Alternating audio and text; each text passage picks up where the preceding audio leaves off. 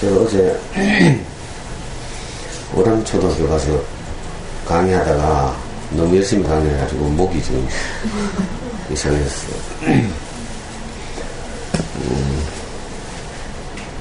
어제가 이제 제 마지막 강의였거든요. 3월 달에 개성초등학교를 시작으로 원래 제가 50개 초등학교에 학부모 영양학 연수에 갔는데 마지막에 우리 동네에 있는 오람초등학교였어.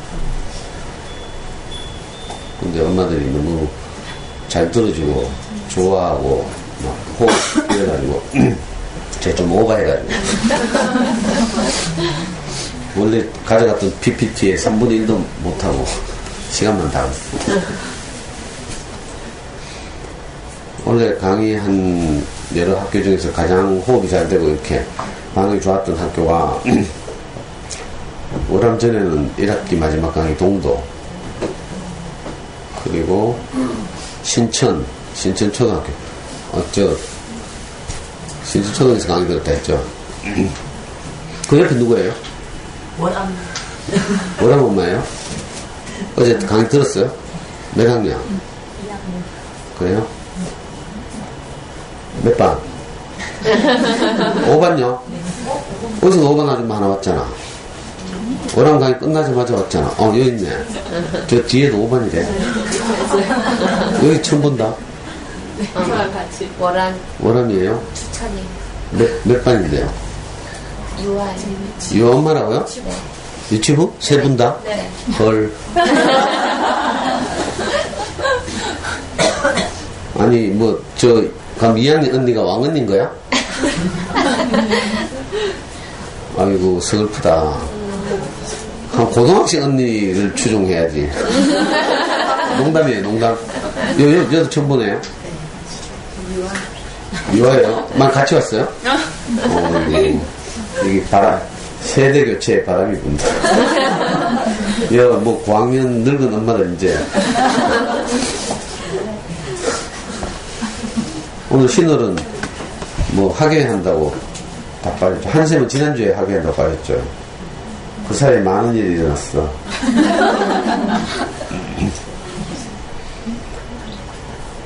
또 여기도 처음 본다.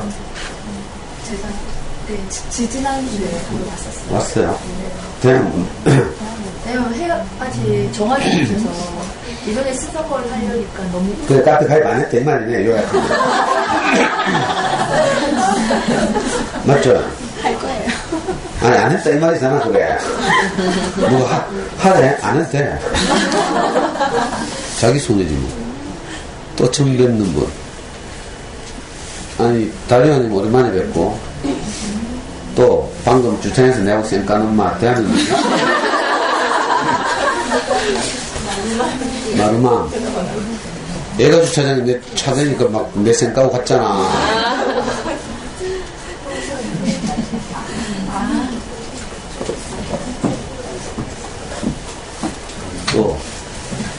또 처음 뵙는 분 없어요? 행복은 여기님도 오랜만에 온다?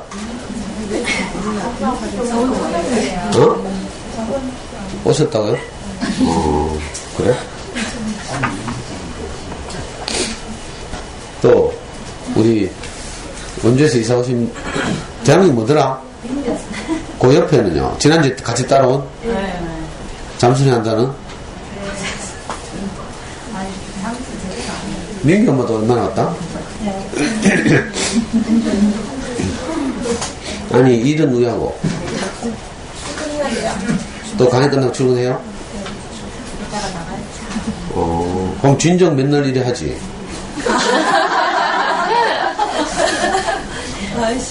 최근에 시간이 좀 나갔고요. 아, 그래요? 민규가 또 가라 해서. 민규가 엄마가 들어야지 갈 수 있다 그래서. 엄마가 들어야. 보냈어요. 민규 머리 좋네. 이제 6학년 책벌 이제 해체하려고 들었죠? 서진이 엄마도 있지? 네. 아니, 어차피 얘들 중학교 가면 이제 엄마도 불안해서 또 학원 보내야 될 거 아니에요. 그러니까 1월달쯤 되면 헤어져야 되는데 그냥 미리 헤어지라고. 이번에 특별히 애들하고 싸우고 이래서 헤어지는 게 아니고 자연스럽게 6학년 아이들이 이제, 여자아이들이 이제 못하게 돼가지고, 뭐, 6학년 여자아이들 해체하는 김에, 남자도 해체하자. 2달 남았는데, 뭐, 엄마들은 계속 2달 동안 저한테서 용돈을 더 받아야 된다고 계속 하자는데, 이 계산을 이래 못해. 지금 엄마들이 돈 내는 건 모르고. 그래서 선의로 진짜. 그리고 보다시피 이제 저학년이나 지금 7살 아이들이 많이 대기하고 있죠. 그래서 어차피 이제 내년 되면 뭐 좀 세대 교체가 진행돼야 되고, 그리고 책 읽을 생각이 없는 아이들이 이렇게 내하고 와서 놀아봐야 관계는 이제 생겼지만 아이들한테도 좀 미안하기도 하고. 그래서 혹시 뭐 고학년 중학생 중에 진짜 뭐 저하고 이 책 읽기 수업하고 싶은 아이들이 있으면 진짜 책 읽을 마음이 있는 아이만 하려고. 그래서 책 내가 정해주면 같이 읽고 이렇게 돼야 이제 되는데, 이 무심한들 책 읽을 생각이 없어. 서진이는 좀 책 좋아하더라. 그래도 그 중에서 깜짝 놀란 게 1학년 때 나니아 연대기가 너무 재밌어서 다 읽었다 하더라고, 남자아이가. 근데 깜짝 놀랐어요. 안 그래도 좀 이렇게 뭐 사회나 이런 데 관심이 없고, 근데 또 책 읽기는 되게 관심이 높고 이랬거든요. 그렇고요. 또 우리 비행기분 동도에서 오셨죠? 아니에요. 어디서 샀어요? 용덕이 뭐 친구, 동도 아니고 사대부초. 그럼 애가 명 3학년이에요? 용덕이 뭘 안 왔죠? 용덕이 이모는 왔나? 안 왔어?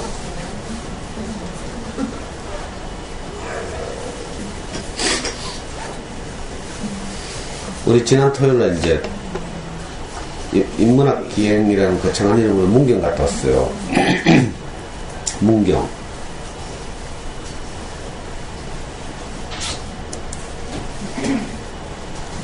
음.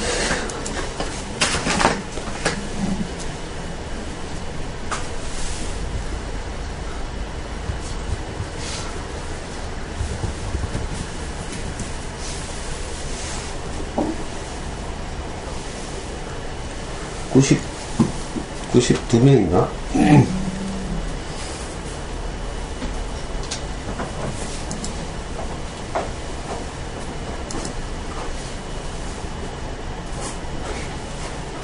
뭘까?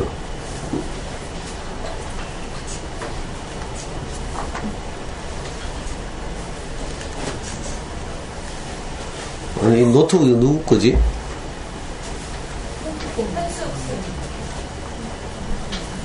이제 나오네.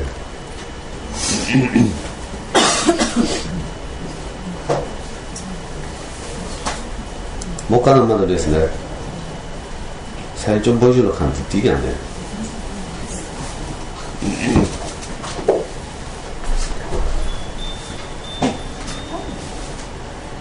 경민이 아빠는 왜 일찍 가? 그거 가요. 학교에. 맞다. 이건 왜 여기까지?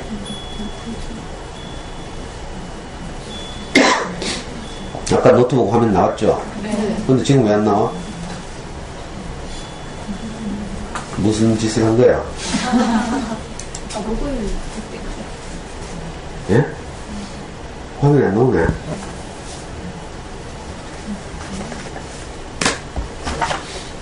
이씨.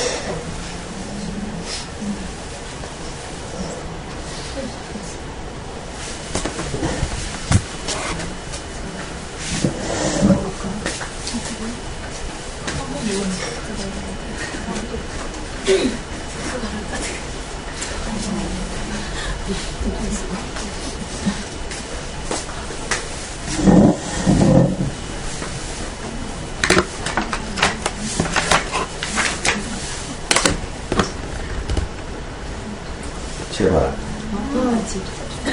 접촉 불량이.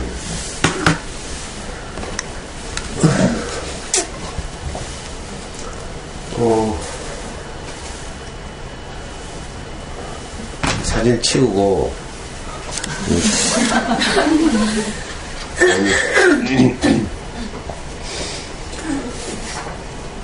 재밌는 일이 있었는데, 문경 가가지고, 조금 전에 말한 용락이 말하고 있었거든요. 우리 6학년에, 젊어 없으니까 이야기인데, 정민이라고 있어. 신입 6학년. 얘가 메뚜기를 잡아가지고, 이 이모한테 막, 계속 겁을 준 거야. 이모는 막, 곤충 하면 막, 너무 무서워하는 말에, 6학년 무심하가 개구장이잖아요. 그래가지고, 뭐, 어쨌다더라. 그 메뚜기를, 이모, 옷 속에 넣었다고? 옷 속에 넣었다 했는데 손에 쥐어졌다 했나? 어? 그래가지고 이 엄마 진짜 30분 울었잖아.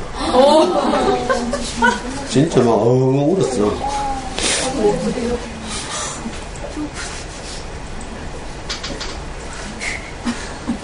그 난리가 났다니까. 소름 끼쳐. 옷에 넣은 거 맞지?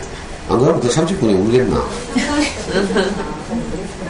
그 자기 언니가 보고 오랜만에 내 동생 같다 하면서 영락이 엄마의 언니 여기 오잖아요. 은진이 엄마. 그래가지고 뭐 또 막 무심한테 쫓아가가지고 니 지금 사과 안 하면 앞으로 사과할 기회가 영원히 없다 해가지고 사과 받고 또 뭐 하여튼 재밌었어요. 하여튼.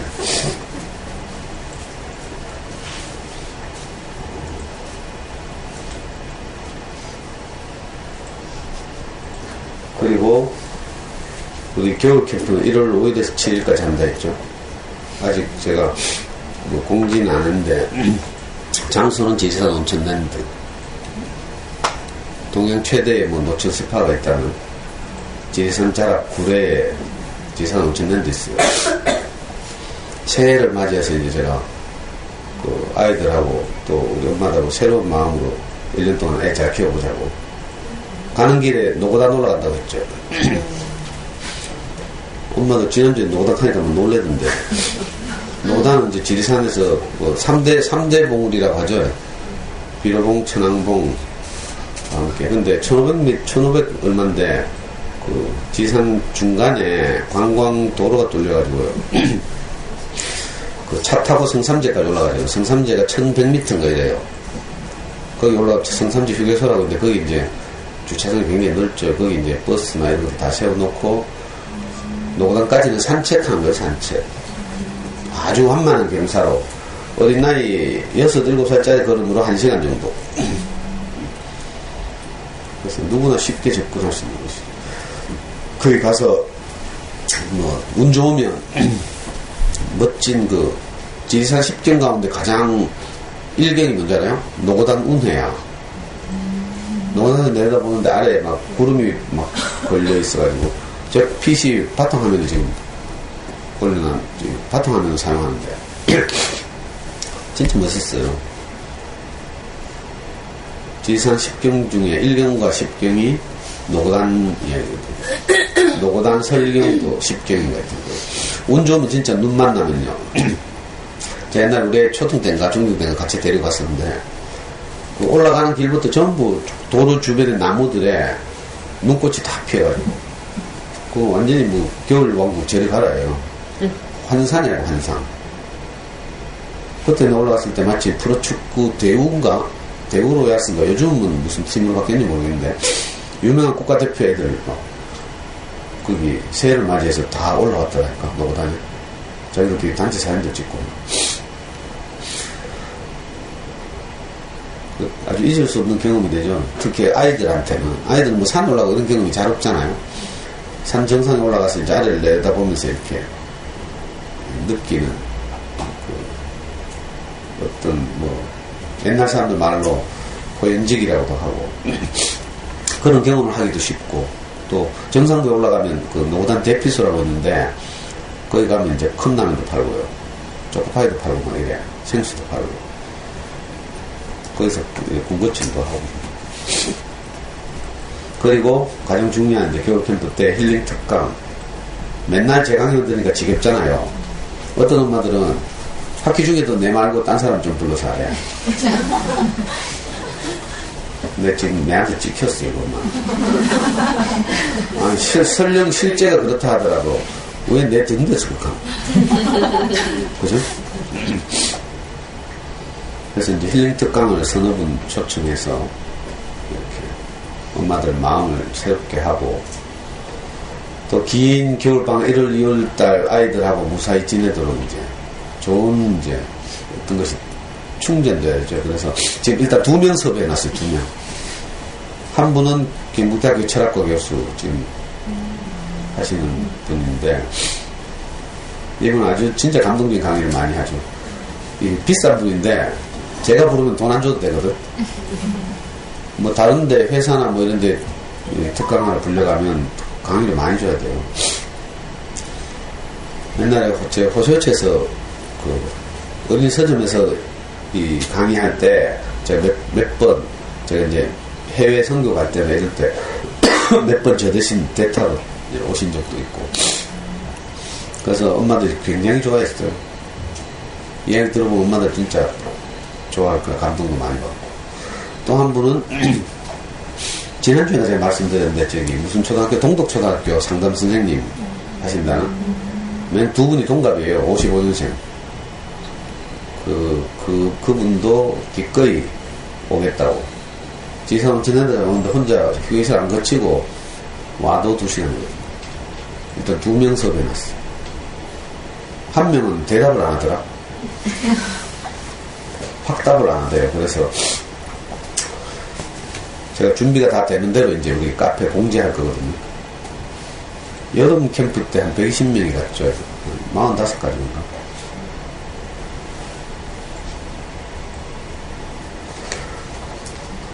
그렇고요. 오늘은 이제 제가 어떤 그림책을 읽어주기 전에 여러분들에게 혹시 이제 여기 꾸준히 오시고 이런 분들 보니까 그림책에 대해서 관심도 많고 이렇잖아요. 그래서 이 도서관에서 이제 좋은 어린이책을 이렇게 아이들에게 소개하고 읽어주고 이런 경험이 쌓이다 보면 좀 궁금해지기도 하죠.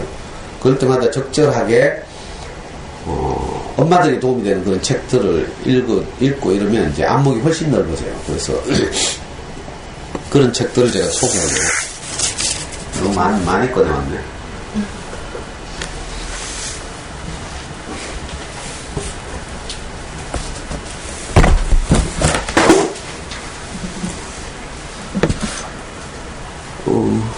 우선 제가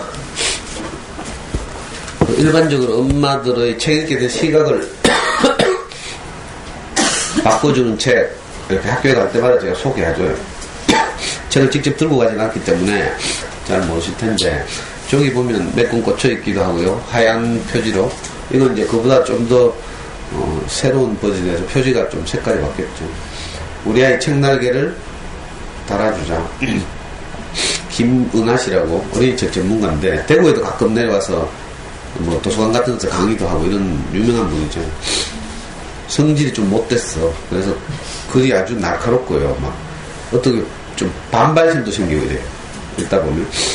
특히 백과사전 고르는 법 뭐 이런 이야기 할 때 보면 확 내가 산 백과사전을 무시하고 이러더라고. 그래가지고 저도 상처를 좀 받았는데, 그럼에도 불구하고 우리 엄마들에게 책 읽기에 대한 시각 교정을 이렇게 하는 자극적인 책이에요. 그래서 아이들이 어리고 책 읽기에 대해서 관심이 있다면 반드시 읽어야 돼. 필독서죠. 저는 아직 지금까지 이 책보다 더 좋은 책을 발견하지 못했어요. 그러니까 어린이 도서 연구회 그 간부들이나 이런 분들이 많은 좋은 책들을 냈어요. 내 아이가 책을 좋아하게 하려면 이런 수많은 책들이 나왔지만, 그 중에서 가장 이렇게 읽을 만한 책이다. 이 정도는 이제 사실 집에 가지고 있어야 되죠. 도서관에서 빌려 읽는 게 아니라.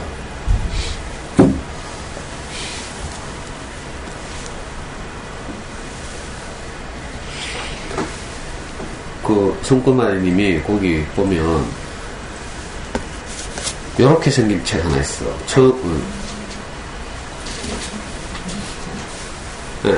이리 좀 줘봐.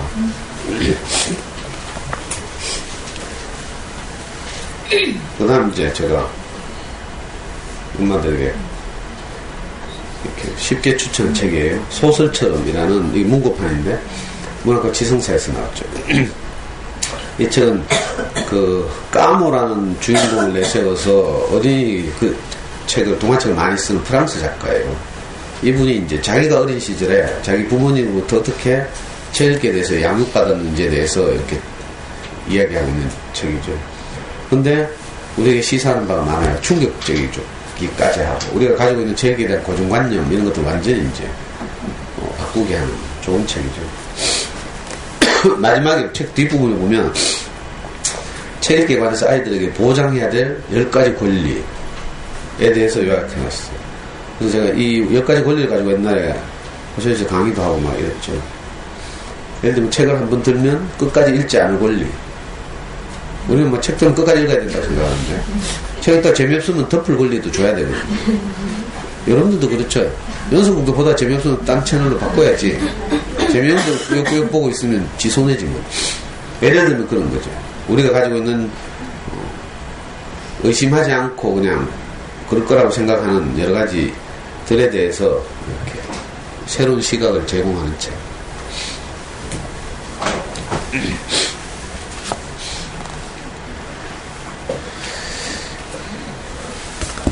그리고 이제 우리 오늘 유아 엄마들 오셨다니까 이거 요즘도 나오는지 모르겠는데요. 우리 유아나 초등 저학년 엄마들에게 제가 옛날 호쇼치에서 강의할 때는 가장 많이 권한 책이에요. 일본의 유명한 그림책 대부 마쓰이 다다시 선생이 쓴 그 그림책에 관한 저작이 5권이나 있는데 그 중에서 이화여대 지금은 이제 은퇴하셨죠. 이화여대 그 유아교육과 명예교수로 이상근 박사가 그 5권의 책을 우리 실정에 맞는 것만 골라가지고 한 권으로 엮었어요. 어린이와 그림책. 그러니까 전집에 이렇게 몰려서 우리 좋은 책 어떤 책이 잘 모르는 분들은 이런 책부터 읽어야 되죠. 여기 보시면 그림책 한 권 한 권을 이렇게 왜 이런 책이 좋은 그림책인지를 이렇게 낱낱이 이렇게 자세하게 소개하고 파헤치고 있어요. 그래서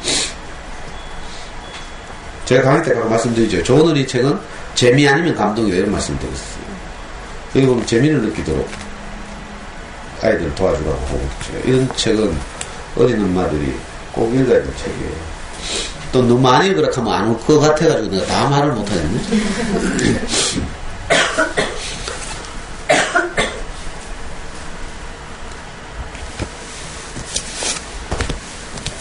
좀 어려운 책은 빼고요. 또 어떤 분들은 이런 책도 필요해요. 이건 책은 아니구나. 이거 말고 쿠슐라와 그림책 이야기라고 있는데 쿠슐라라는 어떤 자폐아인가? 네, 오래도 생각이 안 나는데 어떤 아이가 장애가 있는데 주변 사람들이 이 아이를 그림책을 가지고 계속 양육하는 이런 감동적인 이야기에서 쿠슐라와 그림책.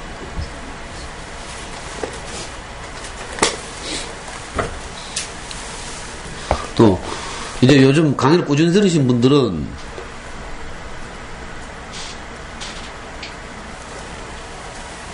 시공주니어나 뭐 비룡소나 이런 데서 나오는 좋은 책들 뭐 칼데코상을 받은 책들 자꾸 접하고 이러잖아요. 그러다 보면 이제 작가들에 대해서 관심이 가고 뭐 이런 분들이 있을 텐데 그런 분들은 개인적으로 이게 이제 시공주니어에서 나온 시공주니어에서 자기들 내는 그림책의 시리즈 이름을 네버랜드라고 지었어요. 상상 속에 랜드라는 이야기인데 자기들이 번역한 책의 이제 저자들, 그림책 작가들을 아주 한 방에 소개하고 있어요. 이게 좀 비싼 책이에요. 그림책이 좀 관심이 있고 제대로 알아보고 싶은 분들은 이런 책 사서 교양 있게 우아하게 저 카페 같은 데서 이런 거 좀 읽어.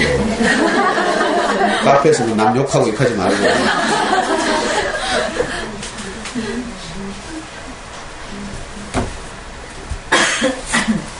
이거는 이제 이 방금 책의 이전 버전이고요.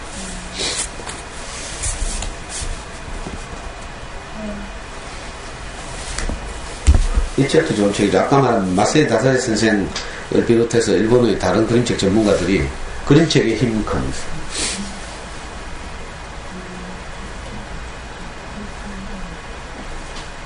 누가 말했더라? 누구나 기억이 잘 안 나는데, 좋은 어린이 책은요, 단지 어린이에게만 좋은 책은 좋은 어린이 책이 아니래요. 무슨 말인지 알겠어요? 어른들에게도 영향을 미칠 수 있는 어린이 책이 진짜 좋은 어린이 책이다. 이런 말이 있어요. 어이씨, 누가 말했는지 내가 생각해내야 되는데 생각이 안 나. 유명한 분이 말했어요. 그러니까 이 책도 정말 좋은 책이에요. 근데 어려운 거 지금 빼고 있어요. 엄마들이 부담스러워하는 책. 이건 요즘 절판됐겠지. 이지용 선생이라고 어린이 도서연구에서 아주 오랫동안 일했던 분이, 옛날에 어린이 도서연구에서 오랫동안 일한 간부들은 다 이런 책을 냈어요. 지금 없는 책들, 뭐 도서관에 가면 있을지 모르지만, 내 아이가 책을 좋아하게 하려고 이런 책도 있고요. 어린이 책을 읽는 어른, 이것도 그렇고.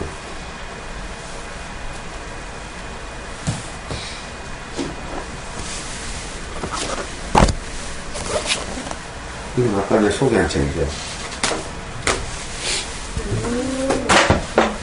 자, 이건 요즘 엄마들이 좋아하는 그 서울대 의대 출신의 정신과 의사 서청석이라고, 텔레비에도 자주 나오죠. 근데 이 양반은 애기 어리던데? 자기 애기가 유아라, 유아. 그러니까 자기는 몇 살이야, 뜻이? 35 전후겠지. 서청석이라는 소아정신과 의사가 자기 아이들한테 책도 읽어주고, 또 환자들 오면 뭐 이렇게 소아정신과 환자들 대하고 이러면서 이제 자기가 뭐 좀 심리학적으로, 정신분석학적으로 이렇게 뭐 그런 책을 이렇게 연구하고 뭐 이러는 분이죠. 그래서 이분이 뭐 소개하거나 추천한 그림책이 그 네이버 같은, 어디? 알라딘 같은데 뭐 이런 데 보면 이렇게 목록이 따로 막 정리되어 있고 뭐 이렇다고. 요즘 젊은 분인데 뜨고 있는 분 같아. 너무 심리학적으로만 파헤치는 단점이 있지만, 그래도 참고하기 좋은 책이죠. 그림책을 읽는 아이들 마음. 최근 책이에요, 최신간이죠.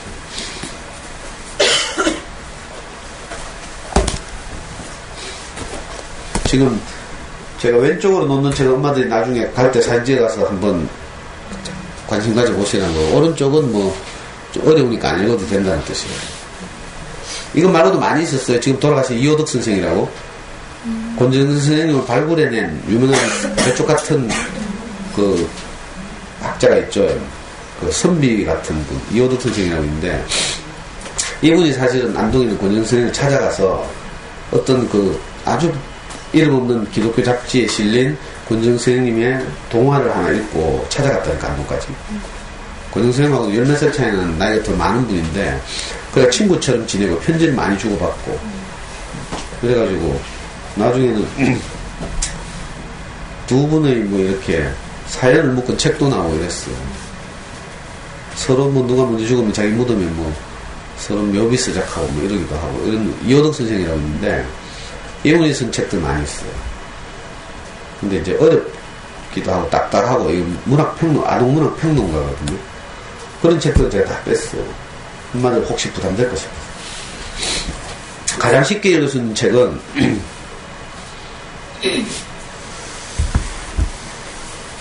이거 요즘 나오는 거 모르겠네. 나오겠죠? 읽어주는 큐. 이 수원에 있는 초등학교 선생님 강백형 씨라고 있어요.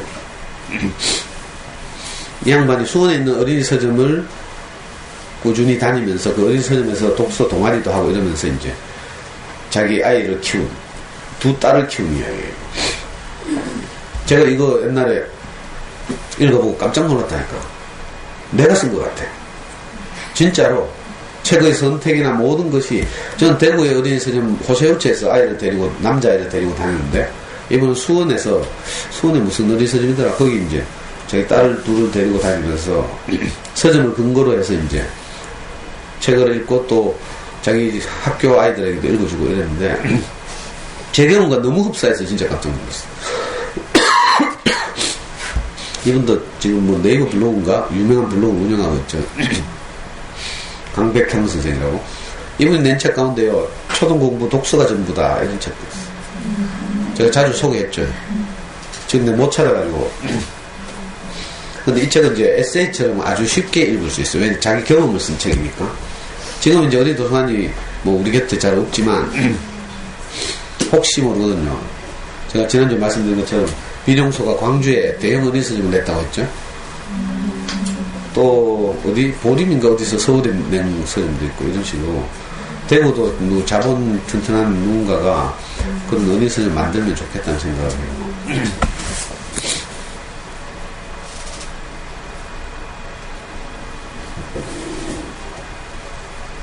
이건 또 언제 냈지? 방금 말한 강백형 선생이 낸 책인데, 초등공부 독서가 전부 내가 옛날에 낸 책이거든요. 이건 최신인데, 2015년 책인데, 초등공부의 날개를 달다. 제가 어제, 어디 갔지? 월암 가서도 이런 이야기 했거든요.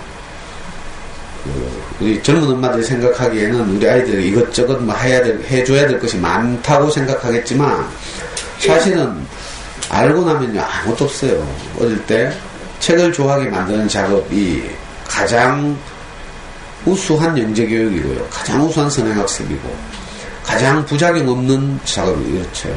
또 그 과정에서 엄마도 아이와 함께 정말 행복해지는 일이기도 하고요. 그러니까 아이 키우는 일이 정말 행복할 수 있다니까. 근데 잘 모르면 이제 뭐 이런저런 프로그램들을 막 해야 될 것 같죠. 이것도 하고 저것도 하고, 뭐. 감 바쁘고, 뭐 애 잡고, 뭐 애 자존감 낮아지고. 다 엄마 무서워하고 있잖아요. 그래, 어제도 켰지. 그 언니 안 왔지? 같이 갈래요? 켰는데, 안 간다 사람 안 왔으니까 이야기인데. 어제 우리 저 월암 엄마가 강의를 듣고 바로 점심 먹자마자 여기 찾아왔다니까. 근데 자기하고 같이 강의를 듣던 옆에 있는 언니한테, 언니 맞아요? 같은 반의 엄마인데 여기 같이 가자 했대. 그랬더니 그 엄마는 안 간다 하더래. 왜냐하면 어제 내가 좀 월하면서 좀 세게 이야기했거든. 저학년 때 학습자는 것은 바보짓이다 하면서 다 끝나게 했거든. 그랬더니 그 엄마가 하는 말이야. 그 엄마 좀 애가 좀 잘 가라라. 절대 끊으면 안 된다 하면서. 그래서 나 안 간다 하고 혼자 왔어 혼자. 정말 똑똑하고 용기 있더라고. 잘 됐으면 좋겠어.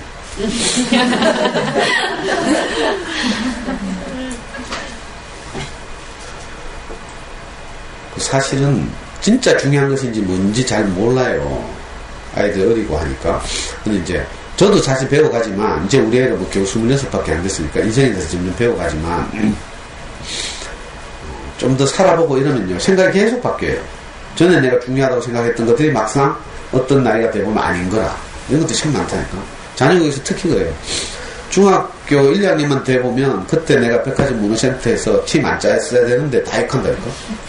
그래서 팀 짜가지고 레고닥터하고 뭐 오르다하고 뭐 이렇게 자꾸 돌아다니고 있죠. 그거 하면 뭐 큰 뭐 기적이 일어날 것 같지 뭐. 오르다는 이스라엘에 대해서 들은 거래 하면서.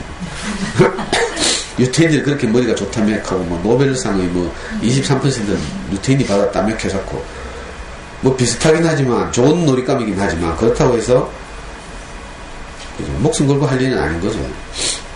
그러니까 또 얼마나 비싸. 오르다 창의 세트, 뭐 논리 세트, 뭐 있노. 세트가 3개나 되네. 예를 들면 그런 것이 또 조금 변신하면 뭐예요. 팩토 되고 뭐 되고 다 조금씩 변하고 뭐 거기서 그 나머지 그 밥이고 뭐. 이런데도 젊은 엄마들은 막 유행 따라서 막 바뀌니까 계속 그 따라서 뭘 해야 될 것 같이 이렇게 생각해요. 학원, 영어학원도 마찬가지고. 안타까워요.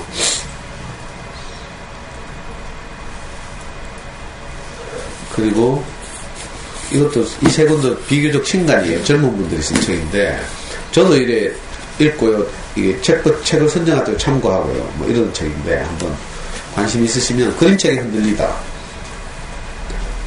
그림책 읽다 보면요 이상하게 우리 영향을 받는다.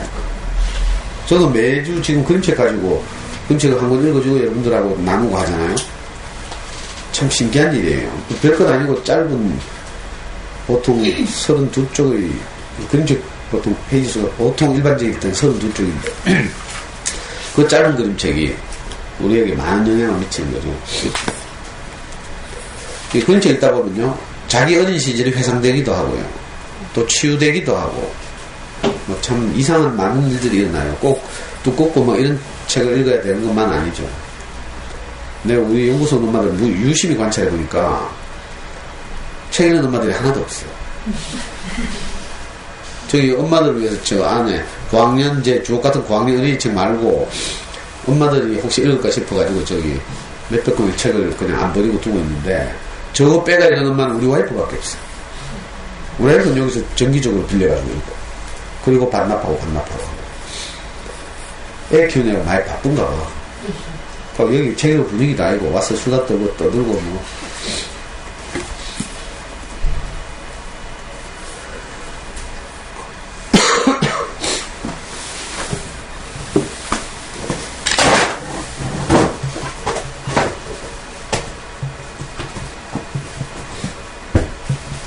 아니, 이쪽 책에 대해서 관심을 가져보시라고요. 그렇다고 꼭 읽으라는 건 아니에요. 뭐, 읽히지 마라. 너무 부담 갖지 말고요. 또 책 안 읽는다고 안 오고 익하지 말고.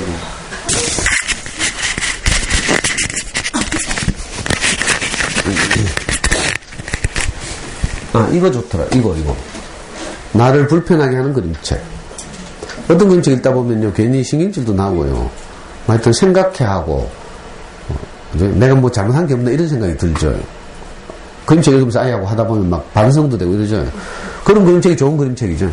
나를 불편하게 하는 그림책. 이거 꼭 사봐요. 예를 들어서 지난번에도 말씀드렸지만 만유인이 같은 거 읽다 보면 그죠. 아, 내가 만유였네 이 생각 금방 들거든요. 근데 내가 외부로부터 이런 영향을 받기 전에는요, 내 생각이 절대 안 바뀌어.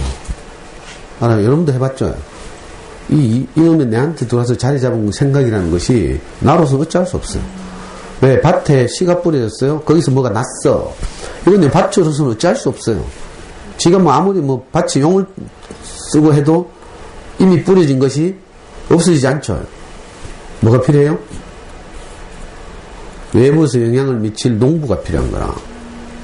이 밭을 소중하게 여기는 신실한 농부가 있어야, 비록 지금 난 것이 가시덤불이나 엉겅퀴라 하더라도, 엉겅퀴라만은 열매가 없다는 뜻이거든요. 엉겅퀴는 열매 없는 식물이죠. 가시덤불은 이제 사람들에게 상처를 주고 찌르고 이러는 결과라는 뜻이에요. 내게 어떤 것이 뿌려져서 내게서 난 것이 다른 사람들이 누릴 수 없는 것, 먹을 수 없는 것이거나 아니면 늘 찔려서 상처를 받는 것이죠. 이 가시덤불 엉겅퀴가 내게서 난다는 뜻이거든요. 옛날 젊은 시절 저처럼. 저는요, 그냥 지나가기만 해도 다 쓰러져. 상처받아가지고. 무슨 말인지 기억도 안 나지만 하여튼 뭐 내 말이 다 상처를 주는 거라. 가시덤불이 내게서 잔뜩 났다는 뜻이거든요. 우리 가벼운 생각, 간단한 생각도요, 이미 내 뿌려졌어. 동네 언니가 뭐라 했어. 그거 꼭 해야 된대 하면서. 눈 높이 구고. 근데 나중에 되면 어떻게 되는지 알아요? 이게 한 6개월, 1년 했죠? 이거 안 하면 큰일 날 것 같은 거라. 이거라도 했으니까 우리 애가 이 정도지. 이렇게 생각이 든다니까? 못 끊어요, 그래서. 끊고 그 남은 시간은 뭐 해요, 또? 못 하잖아. 대안이 있어야지. 그냥 무작정 끊으면 안 되고, 사실은. 뭔가 대안이 마련되고, 내가 서서히 준비되고, 이래가지고 뭐 결단을 내려야지, 한 방에 뭐 하려고 하면 안 돼요. 큰일 나. 밭에 확 뭐 다 제거했죠. 그리고 준비된 농부가 좋은 씨를 안 뿌리고 그냥 둬. 그럼 또 어떻게 돼요? 다른 게 또 다 날라와서 또 자라고 있어요. 이상하다니까. 한꺼번에 확 뽑으면 안 돼. 오늘은요.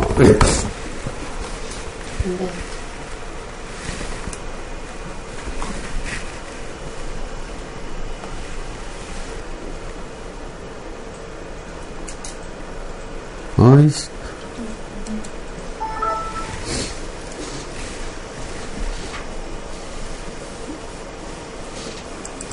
제가 언제인지 모르겠는데 그날 어둠이 찾아왔어 라는 영국 그림책 가지고 한번 수업한 적 있어요. 생각나요? 생각도 안 나는구나. 몇 명 없네 생각나는 사람이. 그날 어둠이 찾아왔어. 게이트 그린웨이상 받은 책인가? 칼 데컷인가? 그 책과 비슷한 주제면서도 또 다른 그림책. 밤을 켜는 아이. 출판사는 국민서관이에요. 국민서관에서 나온 대표적인 책이 난 토마토 절대 안 먹어. 또 뭐 있지? 얼마 주인공 이름 뭐더라? 찰리인가? 찰리가 주인공 나오는 몇 권의 그 어린 애기들 그림책 있죠. 유아나 초등 저학년 읽을 만한. 국민서관에서도 편집하는 기술은 이런 건 내 마음에 안 들지만, 그래도 가끔씩 괜찮은 그림책들이 좀 나와요. 아주 유명한 출판사는 아니지만, 중간쯤 되는 출판사라고 했어요. 오늘 소개할 이 책은 진짜 제 마음에 안 드는 책인데, 그림이. 이 딜런 부부는요, 리오 딜런, 다이앤 딜런 부부는 칼데콧을 2번 받은 그림 작가예요. 내 마음에 안 들지만 할 수 없이 내가 소개하는 거야. 지금 제가 알라딘 장바구니에도 한 권 담아놨는데, 칼데콧 받은 책 중에 모기는 왜 귓가에서 앵앵거릴까 하면서. 그래서 내가 우리 저 모기님이 왜 내한테 자꾸 앵앵거리는지 그거 한번 알아보려고 지금 장바구니 담아놨어요. 얼마 전에도 고학년용 책으로 모기에 관한 책, 여름 때 선택해서 고학년 책보 수업 한 적 있거든. 모기에 관한 아주 백과사전 같은 책. 그때 책 이름이 뭐였더라? 모기가 할 말이 있대. 이번에는 모기는 왜 귓가에서 앵앵거릴까? 이 책을 그린 분이 이 딜런 부부예요. 그 책으로 칼데콧 받았다니까. 진짜 내 마음에 그림이 안 들지만, 일단 작가가 칼데콧 받았다니까 제가 쫄고, 또 다른 하나는, 그림이 이거 뭐 제가 전문가 아니어서 내 마음에 안 들 뿐이죠. 사실 어떤 사람들 평가로는 몽환적이다, 이렇게 평가하고요. 그리고 내용이 너무 좋고, 이래서, 짧은 그림책이지만 제가 한번 읽어보겠습니다.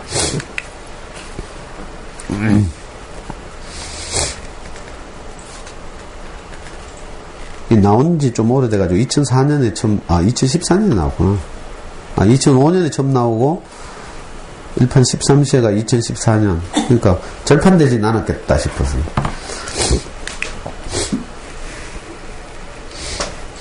밤을 좋아하지 않는 아이가 있었어요.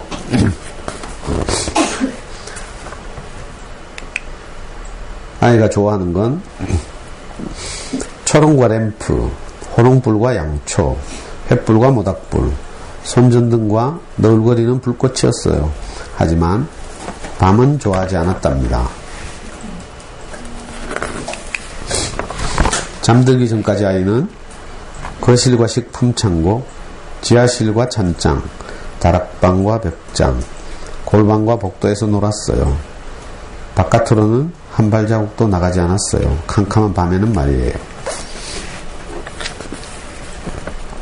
아이는 전등 스위치가 무척 싫었어요. 전등 스위치를 내리면 노란불, 초록불, 하얀불, 복도불, 집안의 모든 불빛은 다 꺼졌거든요. 전등 스위치라면 만지고 싶지도 않았어요. 게다가 어두워지면 바깥에 나가고 싶지도 않았어요.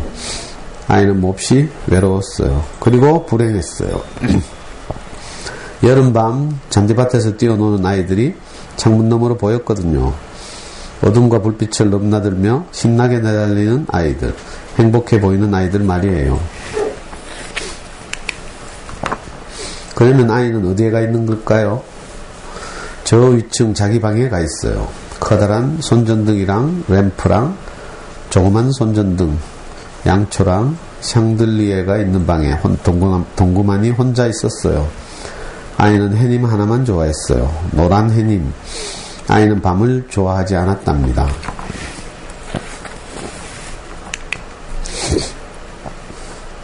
어머니 아버지가 집안을 돌아다니며 스위치를 내렸어요. 불이란 불은 모두 껐죠.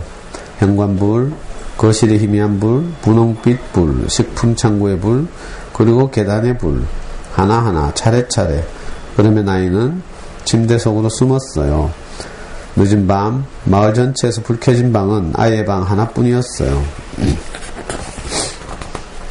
어느 날 밤 아버지는 멀리 여행을 떠나고 어머니는 일찍 잠자리에 들었어요. 아이는 혼자 돌아다녔어요. 집안 곳곳을 저 혼자 돌아다녔죠. 아이가 불을 환하게 켰어요. 거실의 불, 현관의 불, 식품 창고의 불, 희미한 불, 분홍빛 불, 복도의 불, 부엌의 불, 다락방의 불까지 켰어요. 아이네 집은 활활 타오르는 것 같았어요. 그래도 아이는 외로웠어요. 깜깜한 밤 동네 아이들이 잔디밭에서 뛰놀고 있었거든요. 멀리서 들려오는 웃음소리. 그때 갑자기 톡톡 창문을 두드리는 소리가 났어요. 무엇인가 시커먼 게 방충망을 두드리는 거기에, 무엇인가 시커먼 게 뒷문 현관을 두드리는 거기에 무엇인가 시커먼 게 있었어요. 안녕. 누군가 불쑥 소리쳤어요. 작은 여자아이 하나가 서 있었어요. 하얀 불, 밝은 불, 복도불, 작은 불, 노란 불, 부드러운 불빛 한 복판에서 여자아이가 말을 건넸어요. 내 이름은 어둠이야. 여자아이는 까만 머리칼, 까만 눈동자에 까만 드레스를 입고 까만 신발을 신고 있었어요. 얼굴만 달처럼 하얗죠. 눈동자도 하얀 별처럼 빛났어요. 너 지금 외로운 거지? 어둠이 말했어요. 밖에 나가서 동네 아이들이랑 뛰놀고 싶어. 그러면서 아이는 말했죠. 하지만 난 밤을 안 좋아해. 내가 밤한테 인사시켜줄게. 그러면 너도 밤하고 친구가 될 수 있을 거야. 어둠은 현관불을 껐어요. 그러면서 계속 말했어요. 잘 봐. 스위치를 내린다고 꼭 불이 꺼지는 건 아니야. 스위치로 밤을 켜는 거야.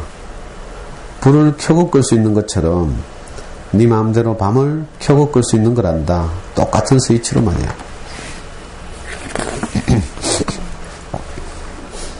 그런 줄 몰랐어. 아이가 감탄하자 어둠이 또 말했어요.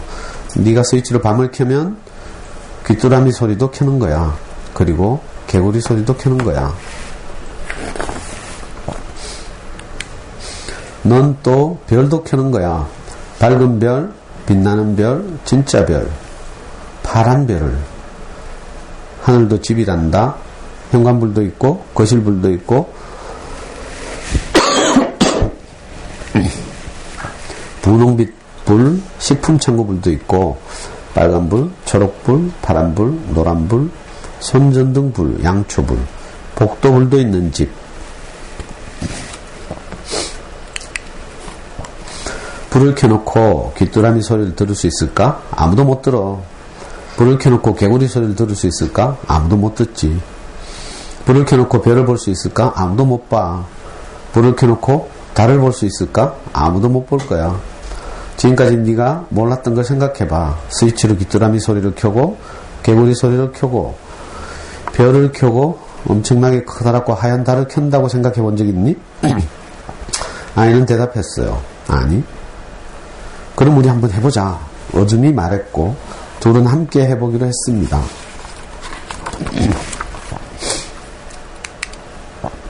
둘은 계단을 오르내리며 스위치로 밤을 켰어요. 어둠을 켰죠. 개구리가 살아나게, 별이 살아나게, 달이 살아나게, 방마다 밤이 살아나게 했어요. 그리고 둘은 귀뚜라미 소리를 켰어요. 개구리 소리도 켜고 하얀 아이스크림 달도 켰어요. 와, 멋지다. 언제든 스위치로 밤을 켤 수 있는 거지? 아이가 외쳤어요. 그럼 어둠은 이렇게 대답하고 사라졌어요.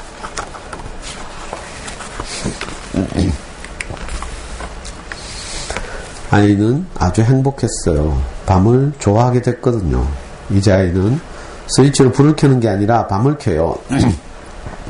이제 아이는 스위치를 좋아해요. 아이는 양초와 손전등과 램프를 모두 치웠답니다. 우리는 여름밤이면 아이를 만날 수 있어요. 스위치로 하얀 달을 켜고 빨간 별을 켜고 파란 별을 켜고 초록별과 밝은 별, 하얀 별을 켜고 개구리와 귀뚜라미 그리고 밤을 켜는 아이를 만날 수 있어요.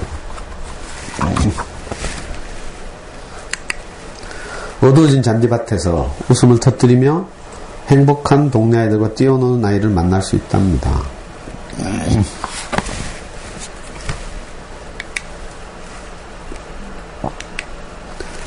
이건 뒷표지예요. 불을 끄면 별과 달이 반짝입니다. 개구리와 메뚜기가 노래합니다. 불을 끄고 밤을 켜면 새로운 세계가 펼쳐집니다. 저는 이 그림책 읽고 충격을 받았어요. 우리 애도 어둠을 무서워해가지고 항상 집안에 모든 불을 다 켰거든요. 지금도 그래요. 저는 왜 그런지 잘 모르지만 짐작은 해요. 우리 와이프가 이제 애하고 저를 버리고 간 그 기간 동안 한 달인가 2달쯤 됐는데, 아우, 제가 이제 너무 막 슬프게 이제 애 키우면서 이렇게 정성맞게 지냈을 거 아니에요. 그러니까 이제 엄마도 안타까워하고 형도 안타까워하고 이랬어. 그래가지고 우리 형의 친구가 저를 찾아왔어요. 전화가 왔어. 우리 형을 이제 우리 스승께도 소개한 형의 절친이죠. 그 형이 이제 뭐 병원하는 명의사인데 그 형이 볼 때 이제 저를 돕고 싶은 거라. 자기 친구의 동생이고 자기 때문에 온 가족이 이제 이렇게 영향을 받고 있으니까. 그래서 하루는 점심 먹지. 그래가지고 지금도 생각나는데 저 남구에 가면 직결재판소라고 있거든요. 직결재판소 옆에 보면 고집불통인가 하는 유명한 식당이 있었어요. 지금도 있어요? 곰탕집인가 뭐. 거기서 약속을 했어. 점심을 먹자고. 그래가지고 애 엄마가 없으니까 내가 할 수 없이 애 그 4살짜리 혼자 집에 두고 단칸 방에 그 점심 약속을 나갔잖아요. 데려가야 돼? 왜냐면 이거 지금 진지한 얘기를 해야 되니까 데리고 나갈 생각을 못했어요. 나는 그때 죽을 지경이었고 내가 너무 제 앞이 캄캄했거든요. 와이프가 저를 버리고 간 것까지는 좋은데 애까지 버리고 갔으니까 그때는 뭐 제가 아무 생각이 없고 지푸라기라도 잡아야 되니까 이 형이 오라니까 그냥 헐레벌떡 이제 살려고 나간 거지. 아무 생각이 없었어요. 다음에 또 이런 일이 있으면 애 데리고 나갈게.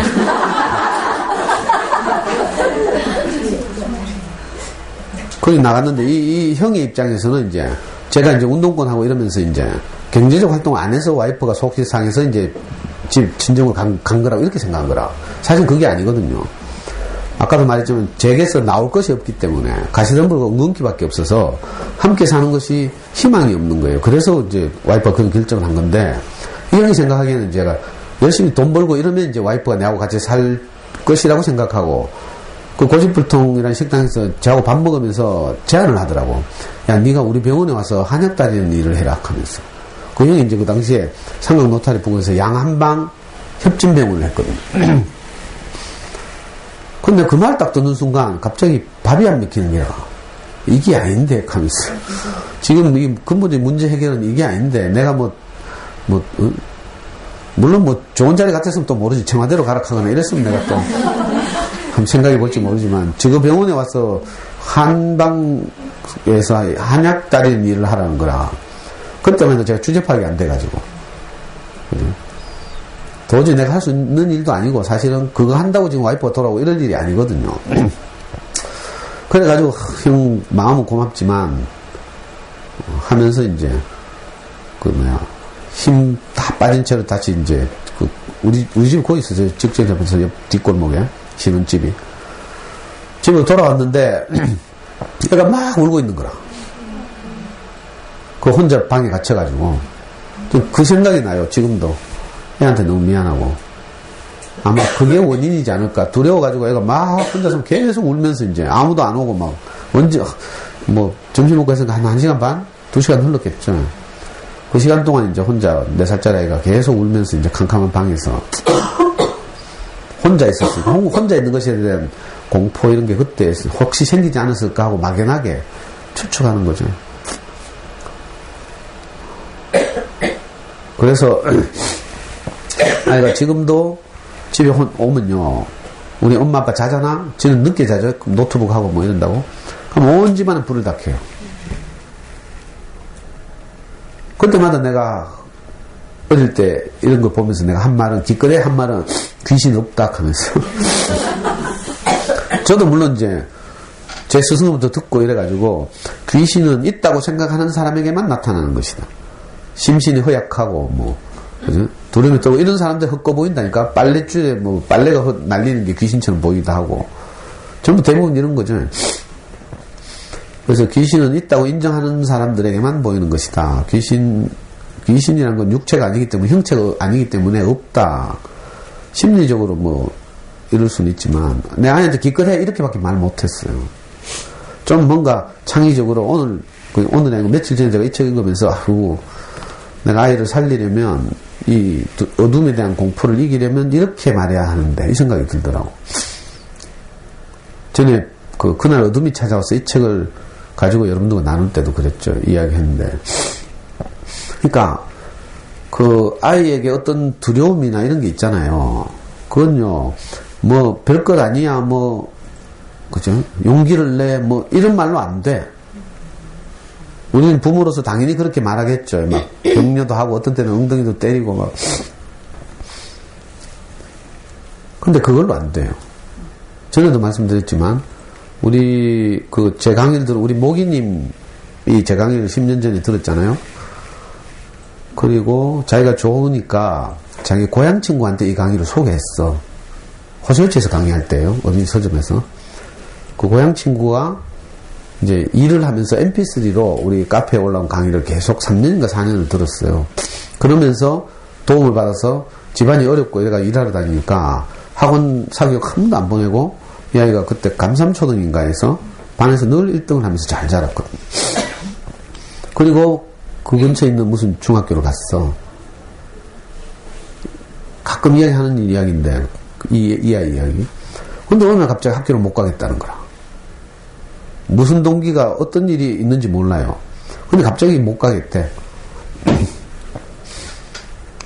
그때 이 엄마가 이제 너무 당황해가지고 처음에는 뭐 설득도 하고 회유도 하고 이래가 좀 보내고 이랬죠. 근데 어느 날은 드디어 현관 앞에서 불쑥 주저앉으면서 중학교 2학년 때인가? 이 딸아이가 현관 앞에서 불쑥 주저앉으면서 엄마 나 학교 못 가겠다 이렇게 된 거예요. 그 전까지는 이 엄마가 애 막 등짝도 때리고요. 뭐 용기를 내라고 힘내라 하면서 막 이렇게 했죠. 그래서 또 며칠 가고 했는데 도저히 갈 힘을 다 상실한 거예요. 그래가지고 이 엄마로서는 자기 최선을 다했겠죠. 울부짖기도 하고요. 뭐 다 했을 거라 아마. 그 도저히 안 돼가지고. 그 도저히 안 되는 날 아침에 모기님하고 내한테 전화가 왔어요. 막 울면서 살려달라고. 우리 아이가 지금 학교를 안 가는데 어떻게 하면 좋겠냐고. 그러니까 우리가 아이를 위해서 최선을 다하잖아요. 고민 많이 하면서 학습지도 하고요. 그죠? 또 끊을 때도 고민 많이 하고요. 언니들한테 물어보고 뭐 이러면서 뭐 중요한 선택들을 하죠. 그런데 결정적 순간에 가면 아이한테 할 말이 없다니까. 저 미치고 환장 벌짝 뛸 노릇이죠. 저도 내가 경험해봐서 그 엄마 심정을 알아요. 어떤 순간에 가면 내가 아이한테 어떤 말도 할 게 없다니까. 내게 나오는 것이 있어야지. 나오는 거라고는 엉겅퀴어 가시덤불밖에 없으니까. 거기다가 나라는 땅을 뭐가 덮고 있죠? 두터 물이 덮고 있죠. 불안감이라는 물. 지난번에 강물이 흘러가도록 이라는 그림책을 가지고 제가 말씀드렸어요. 그 마을에 다목적 댐이 건설되면서 원래는 농사를 짓던 땅, 씨를 뿌리면 좋은 것이 나던 땅, 열매를 맺던 땅이었는데 물이 가득 차면서 땅이 물에 덮여버렸죠. 물에 덮여버리면 더 이상 땅은 땅으로서 기능을 못해요. 좋은 것이 뿌려지면 좋은 것이 나야 되는데 고장나면 고장, 기계로 말하면 물에 덮여 있으니까. 우리가 아이를 키우다 보면요, 내가 감당할 수 없는 물이 나를 덮고 있어요. 이 불안감이라는 물이죠, 사실. 그래서 물에 덮인 땅의 상태를 저는 뭐 기독교니까 성경 얘기 자주 하잖아요. 물에 덮인 땅의 상태를 성경이 뭐라고 말하고 있는가 하면요, 혼돈, 공허, 깊은 어둠, 요 세 가지로 요약하고 있어요. 3,500년 전에 썼던 성경인데 성경의 제일 앞부분에 그렇게 나왔어요. 창세기 1장에 보면 태초에 하나님이 천지를 창조하시니라 하고 그 다음에 나오는 말이 땅은 혼돈하고 공허하고 깊은 흑암 가운데 있고 하나님의 신은 수면 위를 운행하고 있다 이렇게 말하고 있어요. 내가 이걸 지금 여러분들에게 설명하려고 댐 이야기도 하고 수몰 이야기도 하고 하는 거예요. 마치 인생이 땅 같아서 처음에는 괜찮았는데 어느 날 물이 우리를 덮고 있다는 거죠. 물이 덮고 있으니까 농부가 좋은 씨를 뿌리려고 해도 못 뿌리고, 그죠? 주변을 그냥 배회하고 있다는 뜻이에요. 이게 제일 성경이 제일 앞부분 나오는 우리 인생에 대한 규정이에요. 그래서 우리가 자녀교육 부분에서 아이를 키우려고 하다 보면 어떤 일이 벌어지는가 하면 뭘 결정하려고 할 때 너무 혼란스러워. 눈높이를 해야 될지 싱크빅을 해야 될지. 안 그래요? 거기서 그건데. 거기서 그건데도 이게 너무 중요하다니까? 유치원을 보내는데 저 유치원을 보내야 될지 저쪽 유치원을 보내야 될지 이거 이 보통 어려운 일이 아니거든. 5살 엄마들한테 미치고 환장하고 펄짝 뛸 노릇이라. 그래서 만난 사람한테 다 물어. 나중에 중학생 엄마한테 물어보니까 그거 아무것도 아니잖아. 근데 중학생 엄마는 중학생 엄마대로 또 똑같은 현상을 보이고 있어요. 이게 혼돈이 혼돈, 카오스. 내가 뭘 하려 해도 명쾌하고 시원하게 결정한 다음에 삼박하고 막, 그죠? 뒤탈없고 이런 게 없다니까? 자, 이런 상태를 땅은 혼돈하고 이렇게 말하고 있어요. 태초 하나님이 천지를 창조하시니라. 그 사이에 무슨 일이 있었겠죠. 그러고 나서 그 다음 나오는 말이 신기하게도 땅은 혼돈하고 그 다음에 공허하고. 공허는 뭔지 알아요? 열심히 했는데 남는 게 없다는 뜻이에요. 공허라는 건요, 농사 1년 동안 열심히 지었는데 거두는 것이 없는 상태, 열매가 없는 농부의 상태. 태풍이 와서 확 썰어버린다. 이러면 얼마나 허무해요. 과수원했는데 다 과일 떨어져서 썩고 있고 막 이런 거 허무하죠. 우리가 아이를 키우면서 살았는데 하루 열심히 고함 질렀어. 근데 저녁에 딱 잘 때 되면 진도가 안 나갔네. 또 학습지 밀리고 있어. 그래가지고 어떤 엄마가 카드나니까 진짜로 우라통 터진다 카드. 우라통 터진다. 자, 이게 성경적으로 말하면 공허한 거예요. 공허하다. 우리가 매일 열심히 살았는데 손에 잡히는 게 없고 마치 물을 잡았는데 손가락 사이로 물이 다 빠져나가는 것처럼 분명히 행복하자고 열심히 살았어. 그죠? 불행하려고 사는 사람이 어디 있어요? 애 자존감 낮추려고 애 키우는 엄마가 세상에 어디 있겠어요? 근데 이상하게 하다 보면 이게 안 된다니까? 이 혼돈이에요. 혼돈. 공허. 그러니까 우리가 다 겪고 있는 거죠. 이게 더 커서 나중에 내 소원대로 애들이 열심히 공부해서 좋은 데 가도 똑같은 경험을 한다 했죠. 저는 이런 엄마들 많이 봤어요. 빈둥지 중군이라고. 내가 그렇게 애지중지하고 내 모든 엄마들의 30, 40대를 바쳐서 키운 첫째가 잘 돼가지고 명문대 갔는데 기숙사 가잖아요. 근데 내가 감당이 안 된다니까? 목표가 없어지거든. 이게 내 인생의 목표가 아니었는데 사실은. 부모가 아이를 잘 자라도 돕는 건 당연한 일이지만 이게 내 인생의 목표는 아니에요. 근데 이걸 내 목표로 삼았으니까 큰아이가 떠나가고 나니까 그만 빈둥지 중군이 오는 거야. 그래가지고 큰 어려움을 겪어요. 그래서 정신과 가면 남편은 뭐라 해요? 네가 포시라고서 그렇다 하면서 봉투 붙이는 거라도 해락하고 봉투 붙이거나 설거지 하러 가락하고 식당에 바쁘면 이런 일이 잘 없거든. 당장 먹고 살아야 되면. 근데 여유가 좀 있고 이러면 이제 이런 문제가 생겨요. 그렇다고 해서 일부러 바쁘게 만들어. 그렇다고 근본적으로 문제가 해결되는 건 아니거든요. 잠복하거든요. 잠복. 그리고 세 번째가 뭔가 하면 혼돈, 공허 말씀드렸죠. 세 번째가 깊은 흑암 가운데 있다. 깊은 어둠 가운데 있다. 이 말이거든요. 두꺼운 물에 덮여 있으면 안은 완전히 어둡대. 옛날에 세월호에 인양하고 이럴 때 뭐 30m 밑으로 가면 뭐 아무것도 안 보인다 하잖아요. 그런 거와 비슷한 거죠. 우리가 우리가 알 수 없는 어떤 불안감이 정체 없는 두터운 물처럼 우리를 덮고 있어요. 덮고 있다 보니까 내가 불안해. 애 키우면서 다 불안하죠. 고3이 없어서 다행이네. 고3 돼봐요. 고3 부모 돼보라니까. 3월달부터요, 가슴 속에 돌덩이가 하나 들어있는 것 같다니까? 반무도 다 소화불량이고요, 먹먹하고 막, 이건 경험해봐야 알지.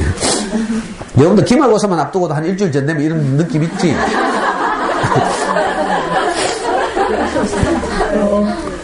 실제로 옛날에 교대부처 어떤 엄마가 저하고 상담, 10년 전 이야기예요. 상담 약속을 해놓고, 그날 교대부처 수학시험 성적이 발표난 거라. 근데 얘가 그때 65점인가 받았대. 그랬더니 약속을 하고, 어린이 서점에서 내하고 상담 약속을 해놓고 안 오더라고. 근데 전화해봤지.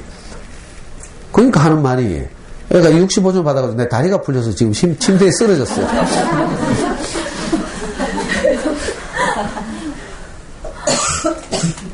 왜 불안한가 하면요. 자주 말씀드리지만 앞이 보이지 않아서 그래요. 밤에 운전해보면 알죠. 우리 애들이 왜 밤을 두려워하겠어요? 보이지 않으니까 두렵죠. 막연하고 뭐가 나타날지 모르고 막 이러니까. 야간 운전을 해보면 고속도로 같은 데서 고속으로 야간 운전하면 진짜 불안하거든요.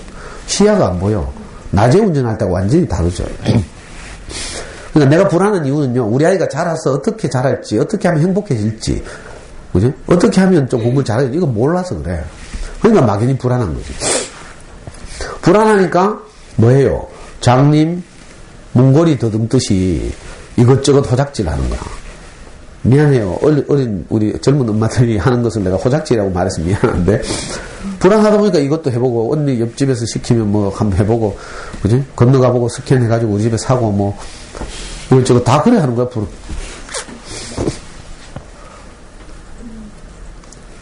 근데 이게 우리를 덮고 있는 어둠에 대한 두려움이죠. 그게 불안감이에요. 이 아이는 물리적 지금 불안감 때문에 자기 집 밖에 있는, 그지? 해만 지고 어두워지면 놀러 못 나가잖아요. 다 동네 애들 나와서 놀고 있는데 자기는 너무 두려우니까. 근데 이 두려움을 어떻게 이기겠어요? 다른 방법이 없어요. 누가 와서 다른 말을 내한테 해줘야 돼요.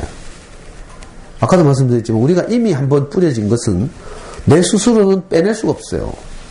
왜? 나는 밭이기 때문에. 인생은 밭이죠, 밭. 뭐 이건 뭐 불교에서도 말하고 속담에도 있고 다 있는 말이에요. 뿌린 대로 거둔다 이런 말이 있죠. 그러니까 우리는 어떤 것에 영향을 받아서 이미 내 생각을 형성하고 있어요. 그렇죠? 그럼 이놈의 생각은 마치 한번 뿌려서 났으니까 이 흙과 그 밭에서 난 것이 일체가 되어 있죠. 사실은 분리할 수 있지만 밭의 입장에서 볼 때는 이걸 빼도 박도 못하는 거야. 그러니까 내게 한 번 들어온 생각은요 그냥 버릴 수가 없어. 그죠? 그래서 여러분들이 자녀교육과 관련해서 이런저런 들은 것도 있죠. 동네 언니들한테. 이건요 다른 말을 듣지 않고는 도저히 내가 버릴 수도 없고 포기할 수도 없다. 학습지 그 시시껄렁한 25,000원짜리 학습지를 그렇게 못 끊는다니까. 요즘 얼마 하죠? 눈높이? 이제 좀 비싸겠지. 우리 애 때는 뭐 27,000원 뭐 이게 쉽게 안 끊어지는 이유가 그거예요. 이거 끊으면 큰일 날 것 같거든. 그래서 다른 말이 내게 들려와야 되죠. 누가 물 좀 줘요, 물. 내 기침에도 다 보고 있다.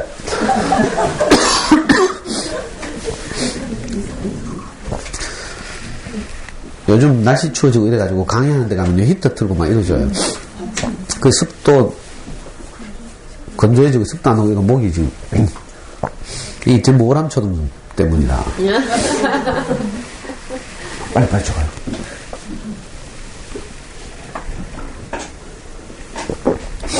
이 아이는요 누가 찾아왔다 했지?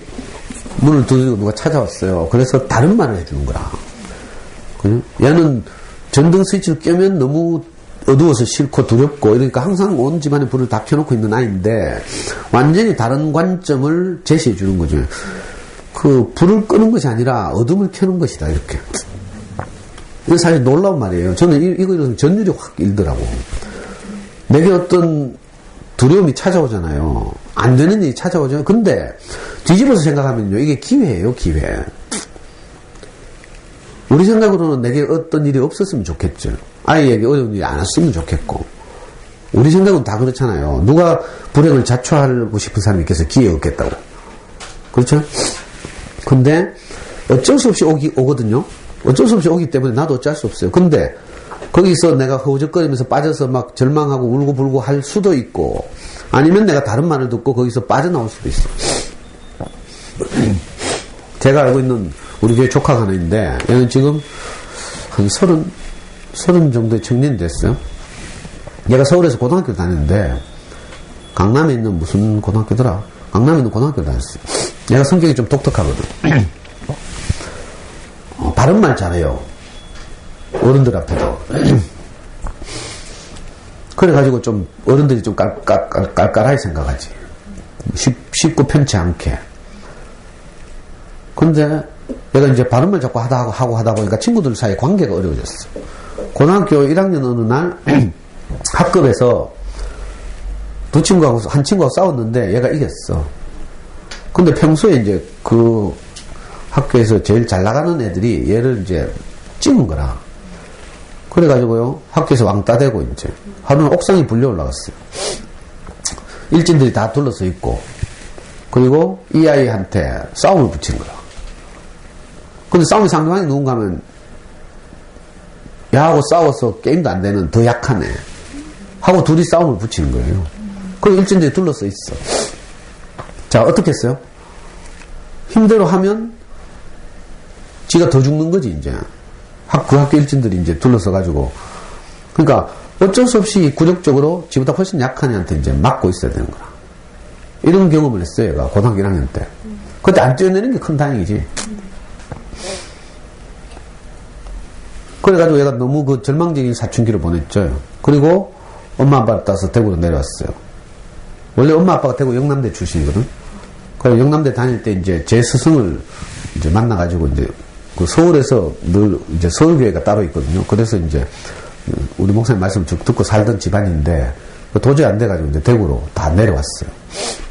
이 형의 직장은 지금도 다른데요. 영남대 토목과 나와가지고 어디 항만 설계하는 회사의 부사장으로 일하는데 지금 그 집애가 고등학교 때. 근데 신기하게도 제가 하루는 얘를 태워가지고 대구대학교를 다녔거든요. 나중에 대학 가서. 대구대학교에서 성경공부 모임을 하는데 제가 이제 한때는 대학생들에게 우리 목사님 대학생들을 돌보라고 해가지고 제가 대학생들 캠퍼스에 가서 아이들 밥도 사주고 성경공부도 하고 멘토링도 하고 이랬거든요. 근데 하루는 얘를 태워서 이제 대구대학을 가는데 얘가 제 차 안에서 지가 고등학교에 있었던 일을 이야기하는 거라. 이 절망적인 일을. 그러면서 뭐라 하는 줄 알아요? 삼촌, 나는 그때 세상이 나를 버렸다. 이렇게 생각했대. 학교에서 모든 친구들이 왕따 당하고 자기가 너무 쪽팔리고 절망적인 경험을 하고 나는 그래서 세상에 내가 미련이 없다. 이렇게 말하는 거예요. 그 대신에 그 절망적인 사건 때문에 내 세상의 친구들 다 잃고 세상의 친구들로 버림받았지만 너는 그것이 내 마음을 너무 가난하게 해서 내가 교회 삼촌들을 내 친구로 여기고 산다. 이렇게 말하는 거야. 그 얘는 그래가지고 우리를 얼마나 좋아하는지 몰라. 교회 삼촌들이 자기 친구래. 그래가지고 얘는 대학 다닐 때, 대구대학 다닐 때 실화예요. 우리 교회 가창이 있잖아요. 가창에. 그 용계 삼거리에서 가창댐으로 딱 우회전함이 있거든요. 우회전 하자마자 20-30m 올라가면 우리 교회를 올라간 진입로가 있어요. 얘는요, 대학생 때 군대 가기 전에 아침마다 가장 일찍 교회 와가지고요. 그 경찰들 교통 정리하는 빨간 봉 있죠. 그걸 들고, 그죠? 교회 들어온 삼촌들이, 이모 삼촌들이 교회 들어올 거 아니에요. 교회 오겠다고 오잖아요? 그럼 얘가 교통정리 다 하고, 우리가 지나가잖아요? 우리한테 항상 90도로 인사하고, 손 흔들고. 어린 시절에, 고등학교 시절에 자기가 너무 절망적인 경험을 해놓으니까, 사람의 소중함을 아는 거라. 그래가지고, 꼭 또래가 아니더라도, 그 자기 삼촌 친구네. 그래서 저 말고, 지금 경일대학교 군의서점에서 일하는 저보다 한 살 많은 또, 이 애들을 돌보는 삼촌이 있어요. 이 삼촌을 자기 아버지처럼 따른다니까. 그리고 자기 아빠도 이 삼촌에게 자기 자식을 맡겼고, 실제로. 그 용환수라는 삼촌이 아이들, 그치? 모든 일에 멘토링을 하고, 또 결혼 같은 거 하잖아요? 그럼 소개가 중매도 하고. 얘가 지금 30살의 청년도 잘 자랐어요. 근데 내가 얼마나 감동이 되는지. 얘한테는 정말 절망적인 일이잖아요. 고등학교 때 옥상에 올라가가지고, 일진들한테 둘러싸여가지고 약한 애한테 맞은 정말 쪽팔리고 굴욕적인 사건이고, 뭐 내 생각에는 뭐 자다 깨어나도 막 치가 떨릴 것 같은 그런 사건인데, 얘는 그때 그 일을 전혀 다르게 들은 거야. 그때 그 일을 다르게 해석하는 거야. 나는 그 일 때문에, 그래? 세상이 나를 버렸지만 나는 교회 삼촌들 내 친구라고 살았다. 그래가지고 지금은 교회 친구들 많이 생겼죠. 또래들이 많으니까. 아무 지장 없이 그렇게 잘 살고 있죠. 그러니까 혹시라도 우리 아이들에게 또는 여러분들에게 어떤 일이 오잖아요. 그죠? 오는데 그걸 표면적으로 보면 절망적인 일이에요. 힘든 일이고 안 왔으면 좋겠을 일이죠. 근데 누군가가 내게 다른 말을 딱 해석을 다르게 딱 해주면요, 내가 거기서 벌떡 일어날 수 있다니까. 누가 암이 걸렸잖아요. 절망적인 일이죠. 근데 이거 어떻게 피할 수가 없어요. 그래서 보통 이렇게 암이 걸리면 남한테 연락 안 해. 아주 핵심적인 가족들만 알고 치유하고 이러죠. 왠지 모르게 우리한테는 우리나라 사람들의 이 이상한 우간지심, 뭐 샤머니즘 이런 게 있어가지고 누가 집안에 불행이 생기면, 그죠? 원인이 뭐 누가 잘못해서 그런 거 아닌가 자꾸 이런 생각을 해. 뒤에서 씹고 뭐 이렇게. 그래서 많은 사람들이 집안에 큰 불행한 일이 생기면요. 남한테 잘 안 이야기하죠. 조용히 이렇게 뭐 처리하고 막 투병하고 이래요. 근데 신기하게도 우리가 관점을 딱 바꾸면요. 누가 암에 걸렸잖아요. 그 조문을 가거나 뭐 아니 조문이 아니구나. 문병을 가도 할 말이 없죠. 그래서 아이고 어쩌지 뭐 하고 뭐 이렇게 하고 말아요. 근데 우리는 안 그렇다니까. 우리 형수 같은 사람, 우리 형수는 진짜 이 뭐야 우리 목사님 말씀 잘 못 알아듣고 이런 분인데도 자기 주변에 안 걸리니까 그 암 환자 지난 암 환자의 병실에 찾아가 가지고 이렇게 뭐라 말하는 줄 알아요? 참 이 암이 걸린 것은 참 안타까운 일이지만 그죠?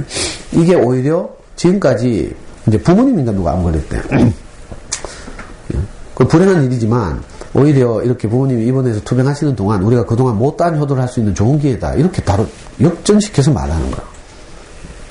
그러니까 이 뭐고 간호하는 사람 자식들 입장에서도 훨씬 마음이 달라지는 거죠.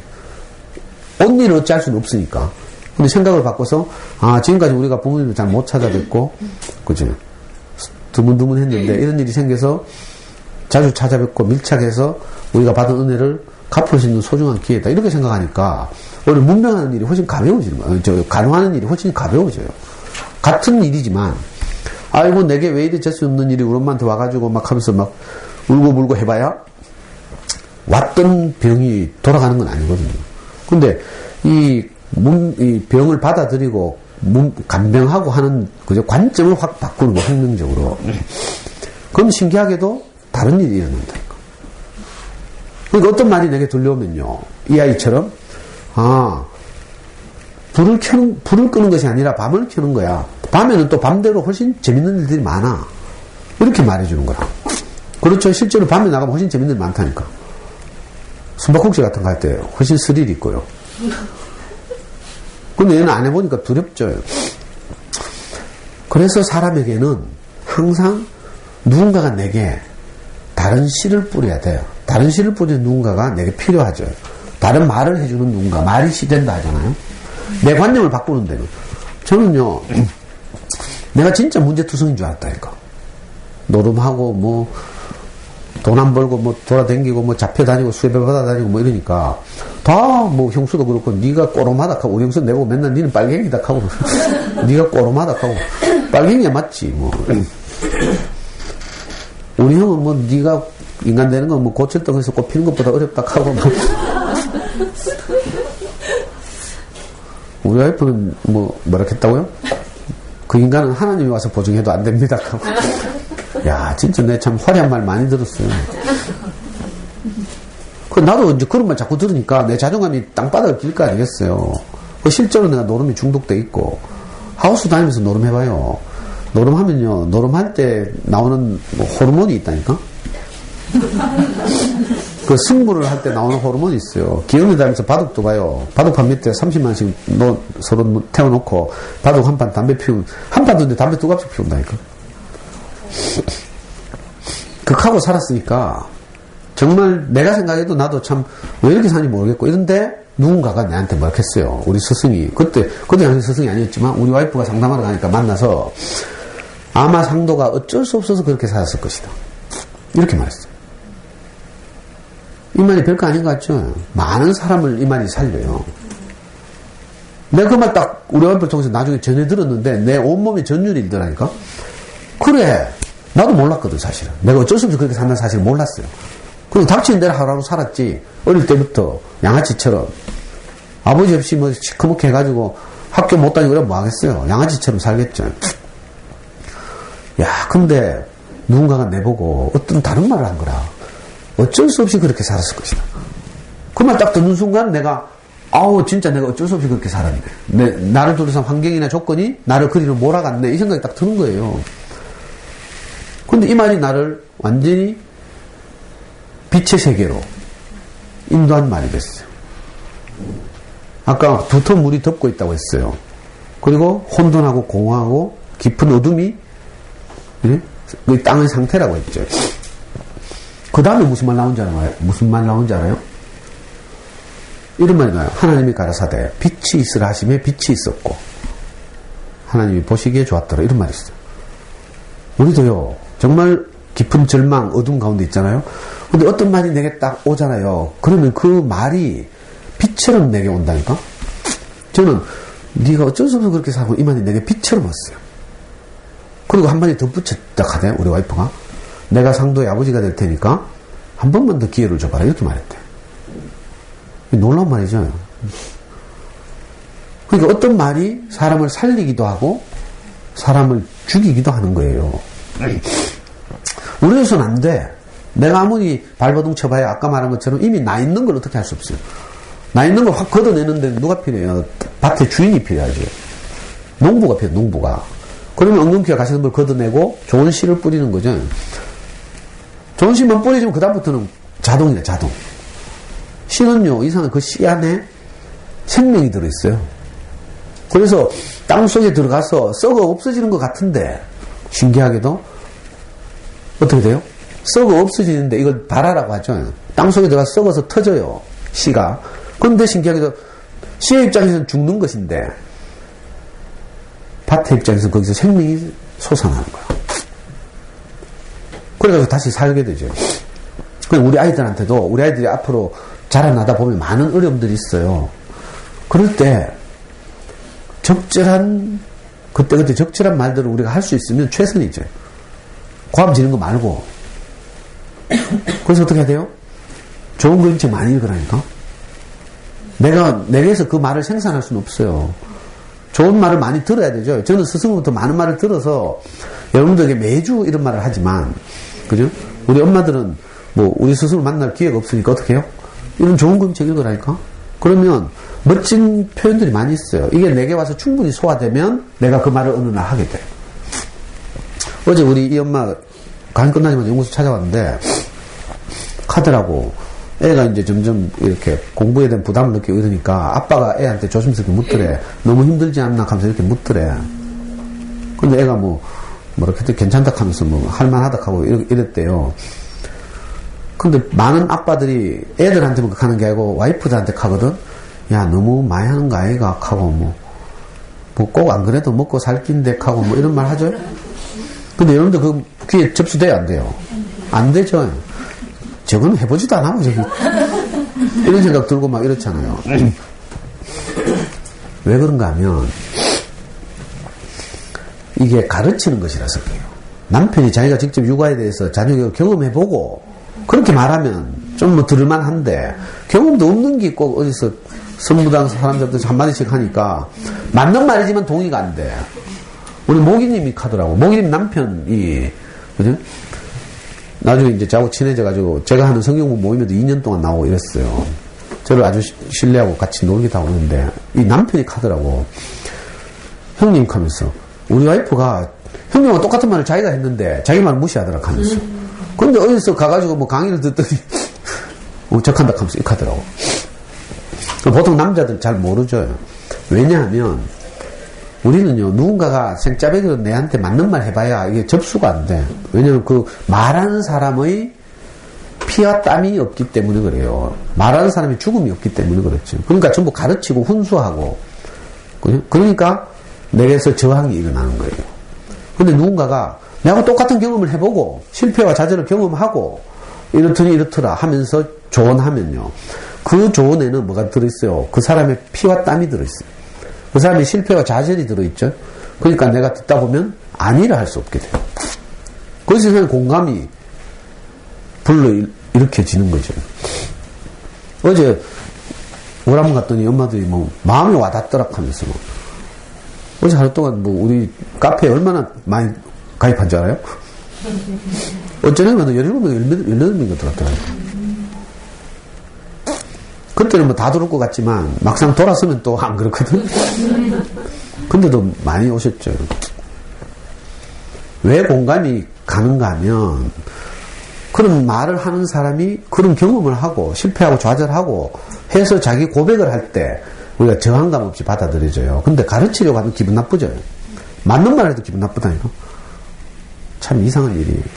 그래서 우리가 할 수만 있으면 이런 말을 자꾸 듣고요. 그리고 내 안에 와서 소화되고, 소화되면 내 자신으로 말하게 돼요. 그럼 우리가 어떻게 해야 돼요? 아이들한테 내 자신으로 말해야 돼요. 엄마의 실패. 엄마도 어릴 때 참 겁이 났어. 그래가지고 있잖아, 막 울고 이랬어. 이렇게 접근해야 되는데, 야, 귀신 없어. 맞는 말이지만, 그게 아이한테 접수가 안 되는 거야. 그런데 엄마의 인생을 잘게 쪼개가지고, 제가, 음식을 우리가 먹는다고 했죠. 음식을 먹을 때는 반드시 그 엄마가 가족들을 위해서 식재료를 사서 음식을 잘게 쪼개요. 왜? 입에 들어갈 수 있어야 되거든. 먹어야 되니까. 입에 들어갈 수 있는 기구로 잘게 쪼개고, 그리고 또 맛있게 먹으라고 여러 가지 양념도 하고 이러죠. 또 소화하기 좋도록 익히고 굽고 데치고 끓이고 삶고 뭐 이런 작업을 해요. 그렇죠? 자, 그래도 입에 들어가면 어떻게 또 이빨이 이걸 잘게 쪼개야 돼요. 그리고 또 식도를 거쳐 위로 가죠. 위에서는 또 위벽이, 위주름이 산을 분비해가지고 계속 이거 으깨가지고 액체로 만들어요. 그렇죠? 액체가 안 된 건 배설되고, 액체가 된 것은 당으로 변화해서 우리 생명이 되는 거죠. 이 생물학적으로 우리 에너지가 이렇게, 자, 똑같은 원리로 우리 안에 어떤 말이 오잖아요. 그러면 이 말은 내보다 작아야 내 안에 들어와요. 높은 자리에서 고매하게 가르치려고 하면 우리가 접수가 안 돼. 맞는 말이긴 하지만. 그래서 유명한 분들의 책을 읽거나 하면 맞는 말이라고 동의는 되지만 그게 내게 와서 생명이 돼서 움직이지 않아요. 우리 엄마들이 혜민 스님이나 뭐 법륜 스님이나 뭐 유명한 분들 책 많이 읽잖아요. 오은영 박사 책도 많이 읽고 뭐 하죠. 다 맞는 말인데 이상하게 잘 접수가 안 돼.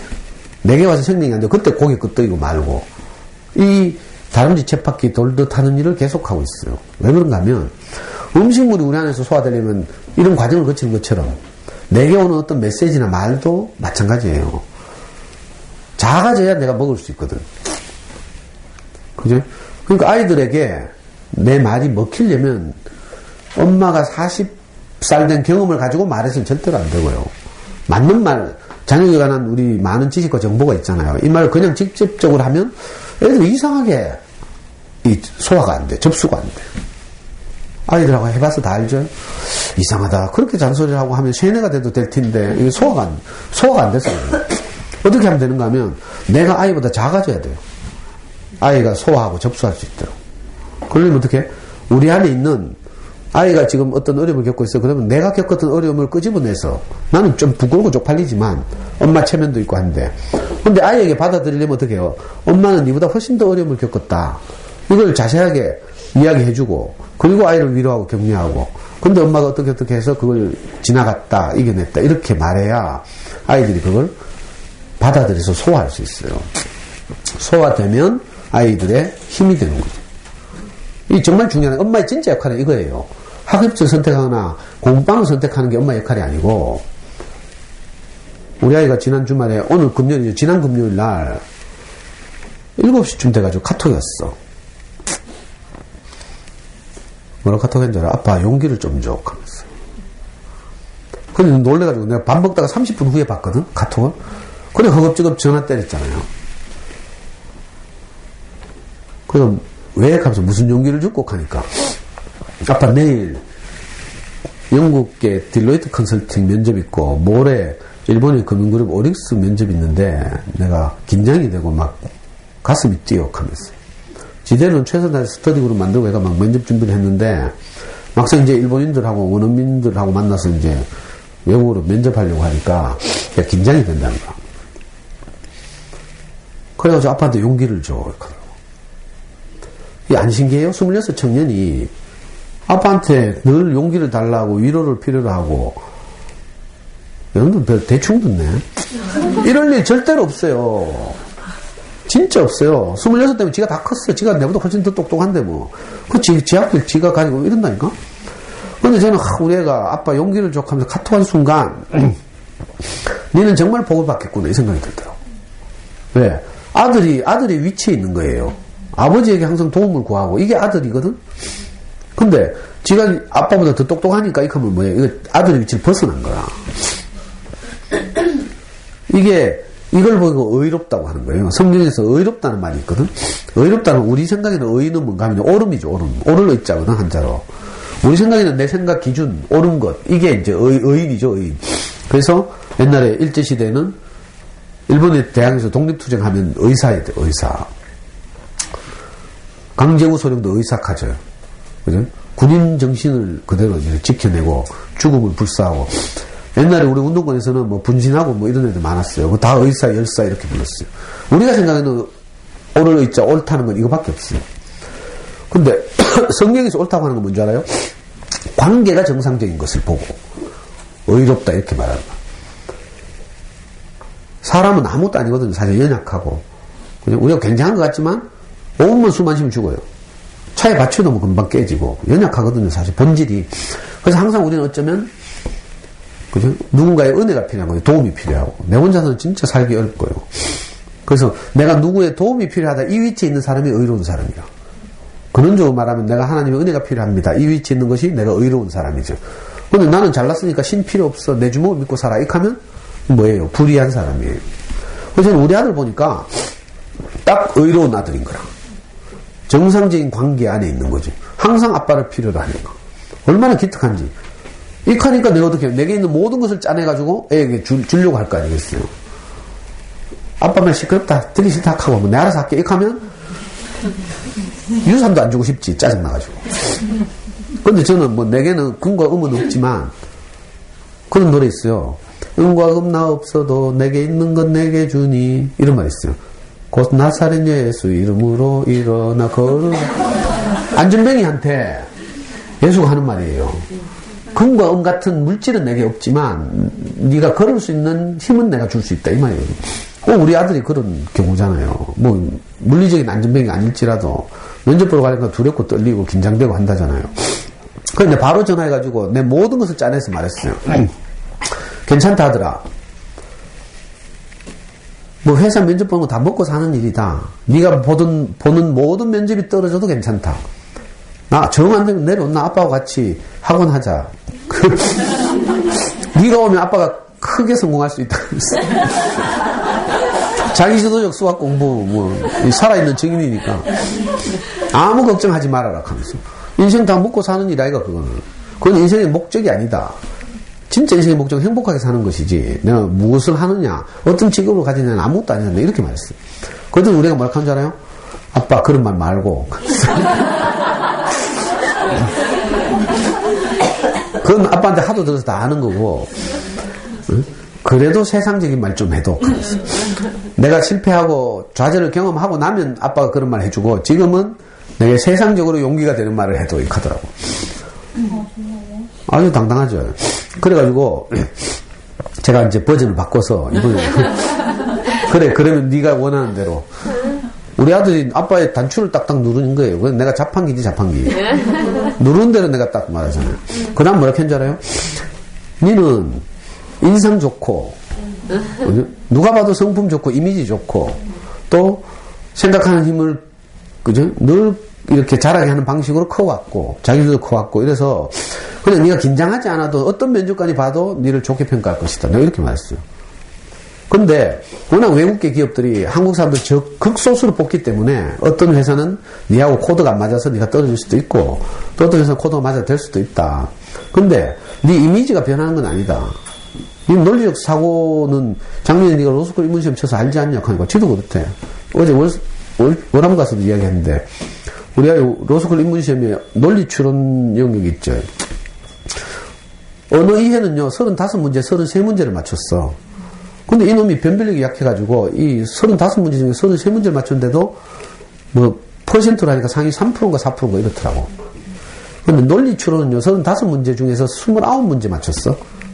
문제 수는 훨씬 적게 맞췄죠. 근데 이게 난이도가 높은 거라. 그래가지고 29문제밖에 못 맞췄는데 100분위로 하면 뭐 아주 높아요. 0. 몇 %야. 그래서 네가 얼마나 논리적 사고를 하고 있냐. 아무 걱정 안 했는데 이렇게 말했어. 그랬더니 우리가 그래. 전에 오릭스 1차 면접 봤는데 내보고 인상 정말 좋다 하더라 하면서. 그때 이 면접 보러 간다고 우리 집에 있는 넥타이 우리 와이프가 들고 가고요. 내 거. 지는 팔대기 가르마 타고. 평소에는 맨날 모이칸 스타일로 댕기다가 그날은 면접 본다고 팔대기 가르마 타고. 지금 내 휴대폰 바탕화면에 그 사진이에요. 최신 사진인데. 그 면접 보러 갔더니 오릭스에서 정말 인상 좋다고 몇 번이나 가더라 하면서. 그 내가 아이한테, 아이가 표절을 할 때, 아이에게 뭐, 용기를 주는 말, 어떤 말을 할 수 있다는 게 내가 너무 행복했어요.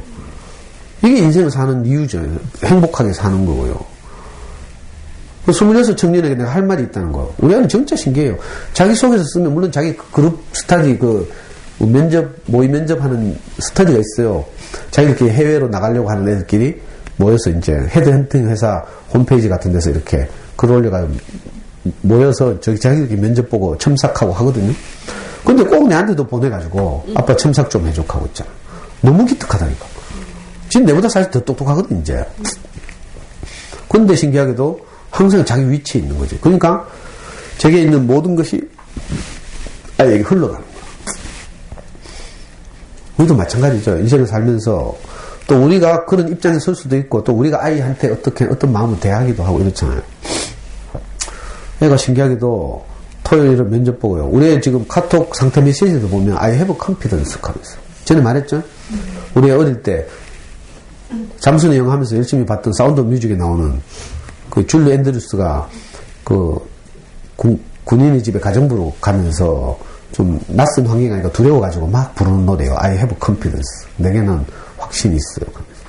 우리 그 카톡 상태 메시지에 그거 써놓고 그리고 면접을 봤어요. 조용하다 싶은데 화요일날 갑자기 내려왔어. 나 왜 내려왔는지 몰랐어요. 다 떨어져가지고 너무 실망해서 내려온 줄 알았어. 위로받으려고. 아무 말도 안 하고 갑자기 보통 주말에 오는데 내려와가지고 어제 올라갔어요. 이틀 자고. 내려왔는데 얼마나 애가 기특하고 고마운지 또 막 그 빨아먹고 있는 애 막 끌어안고 막 우리는 집에 보면 빤스 바람 돌아다녀요. 이제 등짝도 내보다 더 크고요. 막 몸무게 이제 80kg 나왔대요. 그래 막 끌어안고 막 우리 아들 장하닥 하고 막 들어보니까 딜로이트 컨설팅이 떨어졌고 오릭스는 1, 2, 3차 면접을 바로 그날 그 다음날 해가지고 다 통과했어요. 그래가지고 이제 본사 최종 면접을 남겨주고 있었어요. 그래서 7월 10며칠 날 3박 4일로 도쿄 간대. 회사에서 호텔 잡아주고요. 그 비행기 티켓 주고 심층 면접 3박 4일 보러 이제 최종 초청 받은 거죠. 3명인가 뽑는데 뭐 5명을 초청했다던가 뭐. 오릭스라고 일본의 유명한 금융그룹이에요.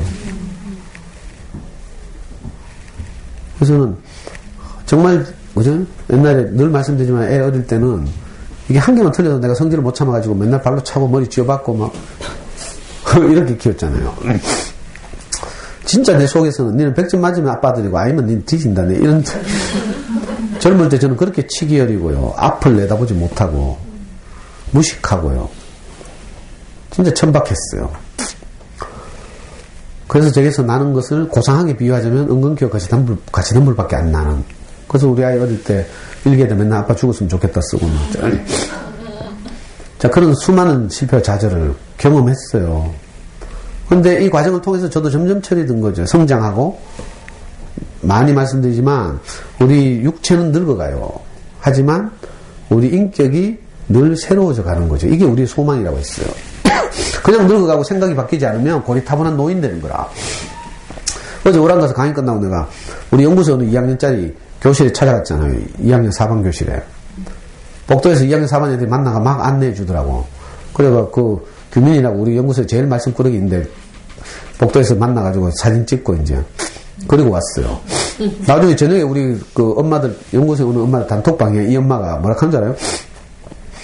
우리 애가 학교 갔다 와서 이야기하는 게 자기 친구들이 2학년 3반 친구들이 전부 너가 할아버지 왔다 하면서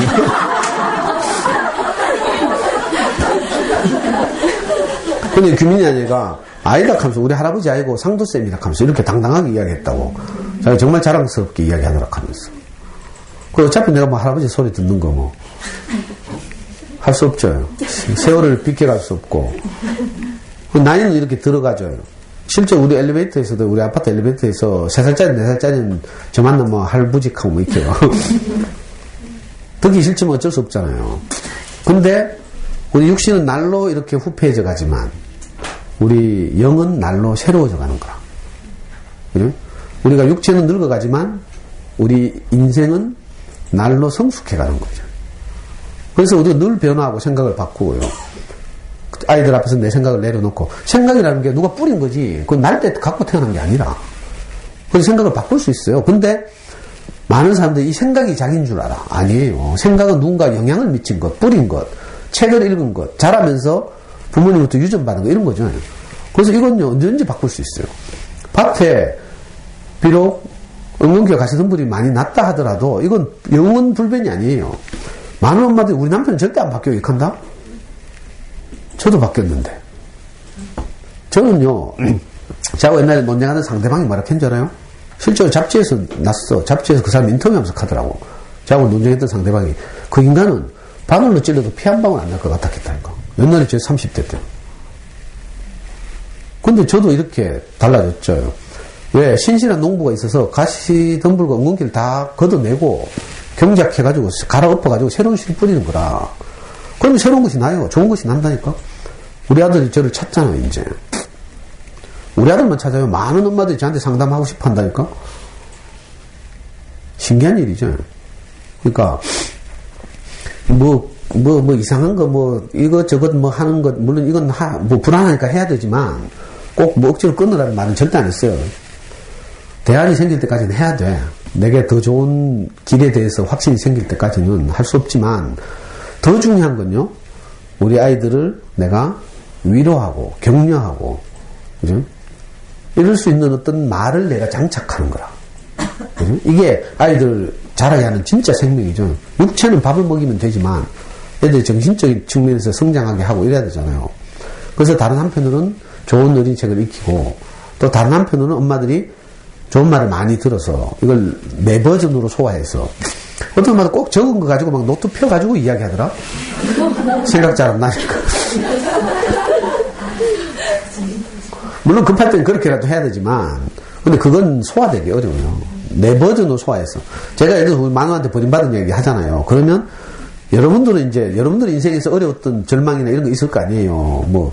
내가 30이 넘도록 시집을 못 갔다든지 여러 가지 절망적 사건들이 있을 거라. 아니면 비싼 영어 유치원 보냈는데 애가 정말 못 따라가더라든지 이런 거 많은 거 있잖아요. 내게 있었던 그런 경험을 끄집어내서 아이를 살려야 돼요. 그래 애가 소화돼. 그래서 무슨 말인지 알아듣고 이런 거죠. 그러면 전환이 일어나, 전환. 이 아이 보니까 어둠을 그렇게 무서워하고 이렇게 하던데, 그 누가 찾아와서 한마디 딱 하니까, 그지? 등을 켜는 것이 아니라, 끄는 것이 아니라, 밤을 켜는 것이다. 놀라운 발상의 전환 아니에요. 우리가 어떤 일이 오잖아요. 근데 그것이 전환의 계기라니까. 저는 항상 저를 찾아오는 엄마들에게 항상 하는 말이 있어요. 엄마들이 대부분 저를 찾아올 때는 애가 마음에 안 들어서 찾아오죠. 애가 자기 마음대로 안 커주니까. 근데 저는 뭐라고 말하는지 알아요? 그 아이 때문에 네가 복을 받을 것이다. 내가 이렇게 말해요.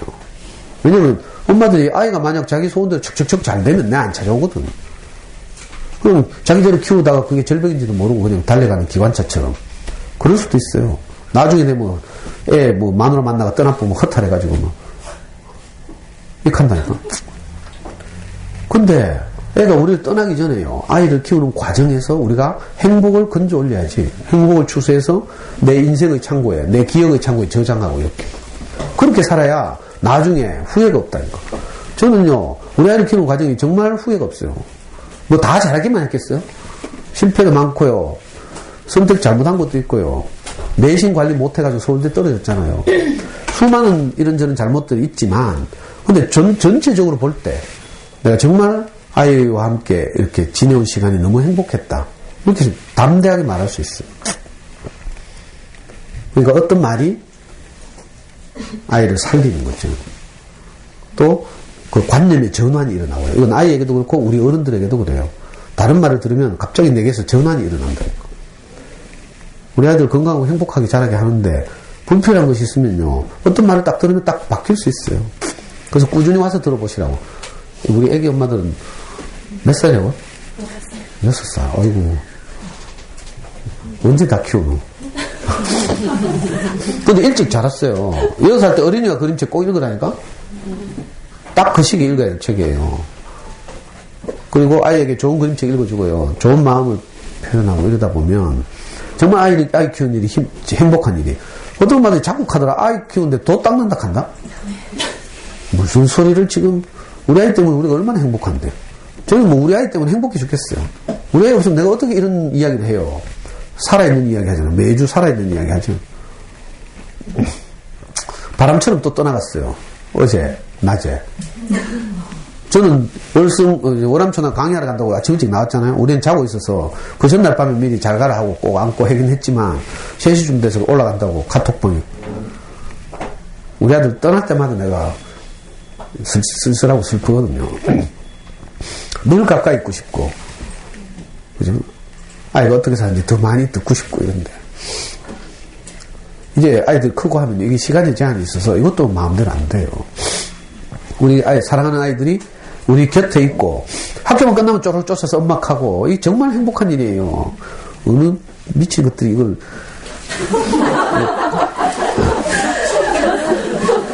뭐 도 닦는다 캐사고 뭐 고생한다 캐사고 정말 행복한 시기를 여러분들 살고 있어요. 아이들 오면 고맙다 해야 돼요. 너희들이 있어서 엄마가 엄마 소리 듣고요. 누가 우리 찾아주겠어요? 이 더러운 성질에. 제가 생각해보니까 그렇다. 진짜 그렇더라고요. 야, 이 더러운 성질에 우리 연구소 엄마들이 아니면 누가 나를 찾겠어요. 다 봐주고 함께 살자 하고요. 늘 저는 삐지고 뭐 많이 크는데도 정말 고맙거든요. 내가 주제 파악을 하고 나니까 그래요. 여러분들도 그렇죠. 집에 돌아가면 성질 더럽잖아요. 뭐 안 봐도 비디오지. 근데 우리 아이들이 그런데도 불구하고요. 엄마 하면서 쫓아오고요. 너무 고맙잖아요. 이 아이들을 키우면서 사는 건 정말 행복한 일이고요. 아이 키우는 일 없으면 여러분들은 뭐하고 살겠노? 남편 눈치 맨날 봐야 되고. 돈 벌어다 주는데 저 돈 쓰는데 얼마나 눈치 보이겠어요. 근데 아이 키우니까 떳떳하잖아. 큰 소리도 치고. 자존감 높아지고. 나도 할 일 한다 싶고. 이렇죠. 그거 할 일 잘해야지. 그러니까. 한치 앞을 못 내다보고 이렇게 키우면 안 돼요. 멀리 보고. 그죠? 아무것도 안 해도 뭐 죽는 일 없어요. 지금 애들이 뭐 어려워서 못하고 있잖아요. 뭐 두려워할 거 하나도 없어요. 그죠? 말하고 살면 되지 뭐.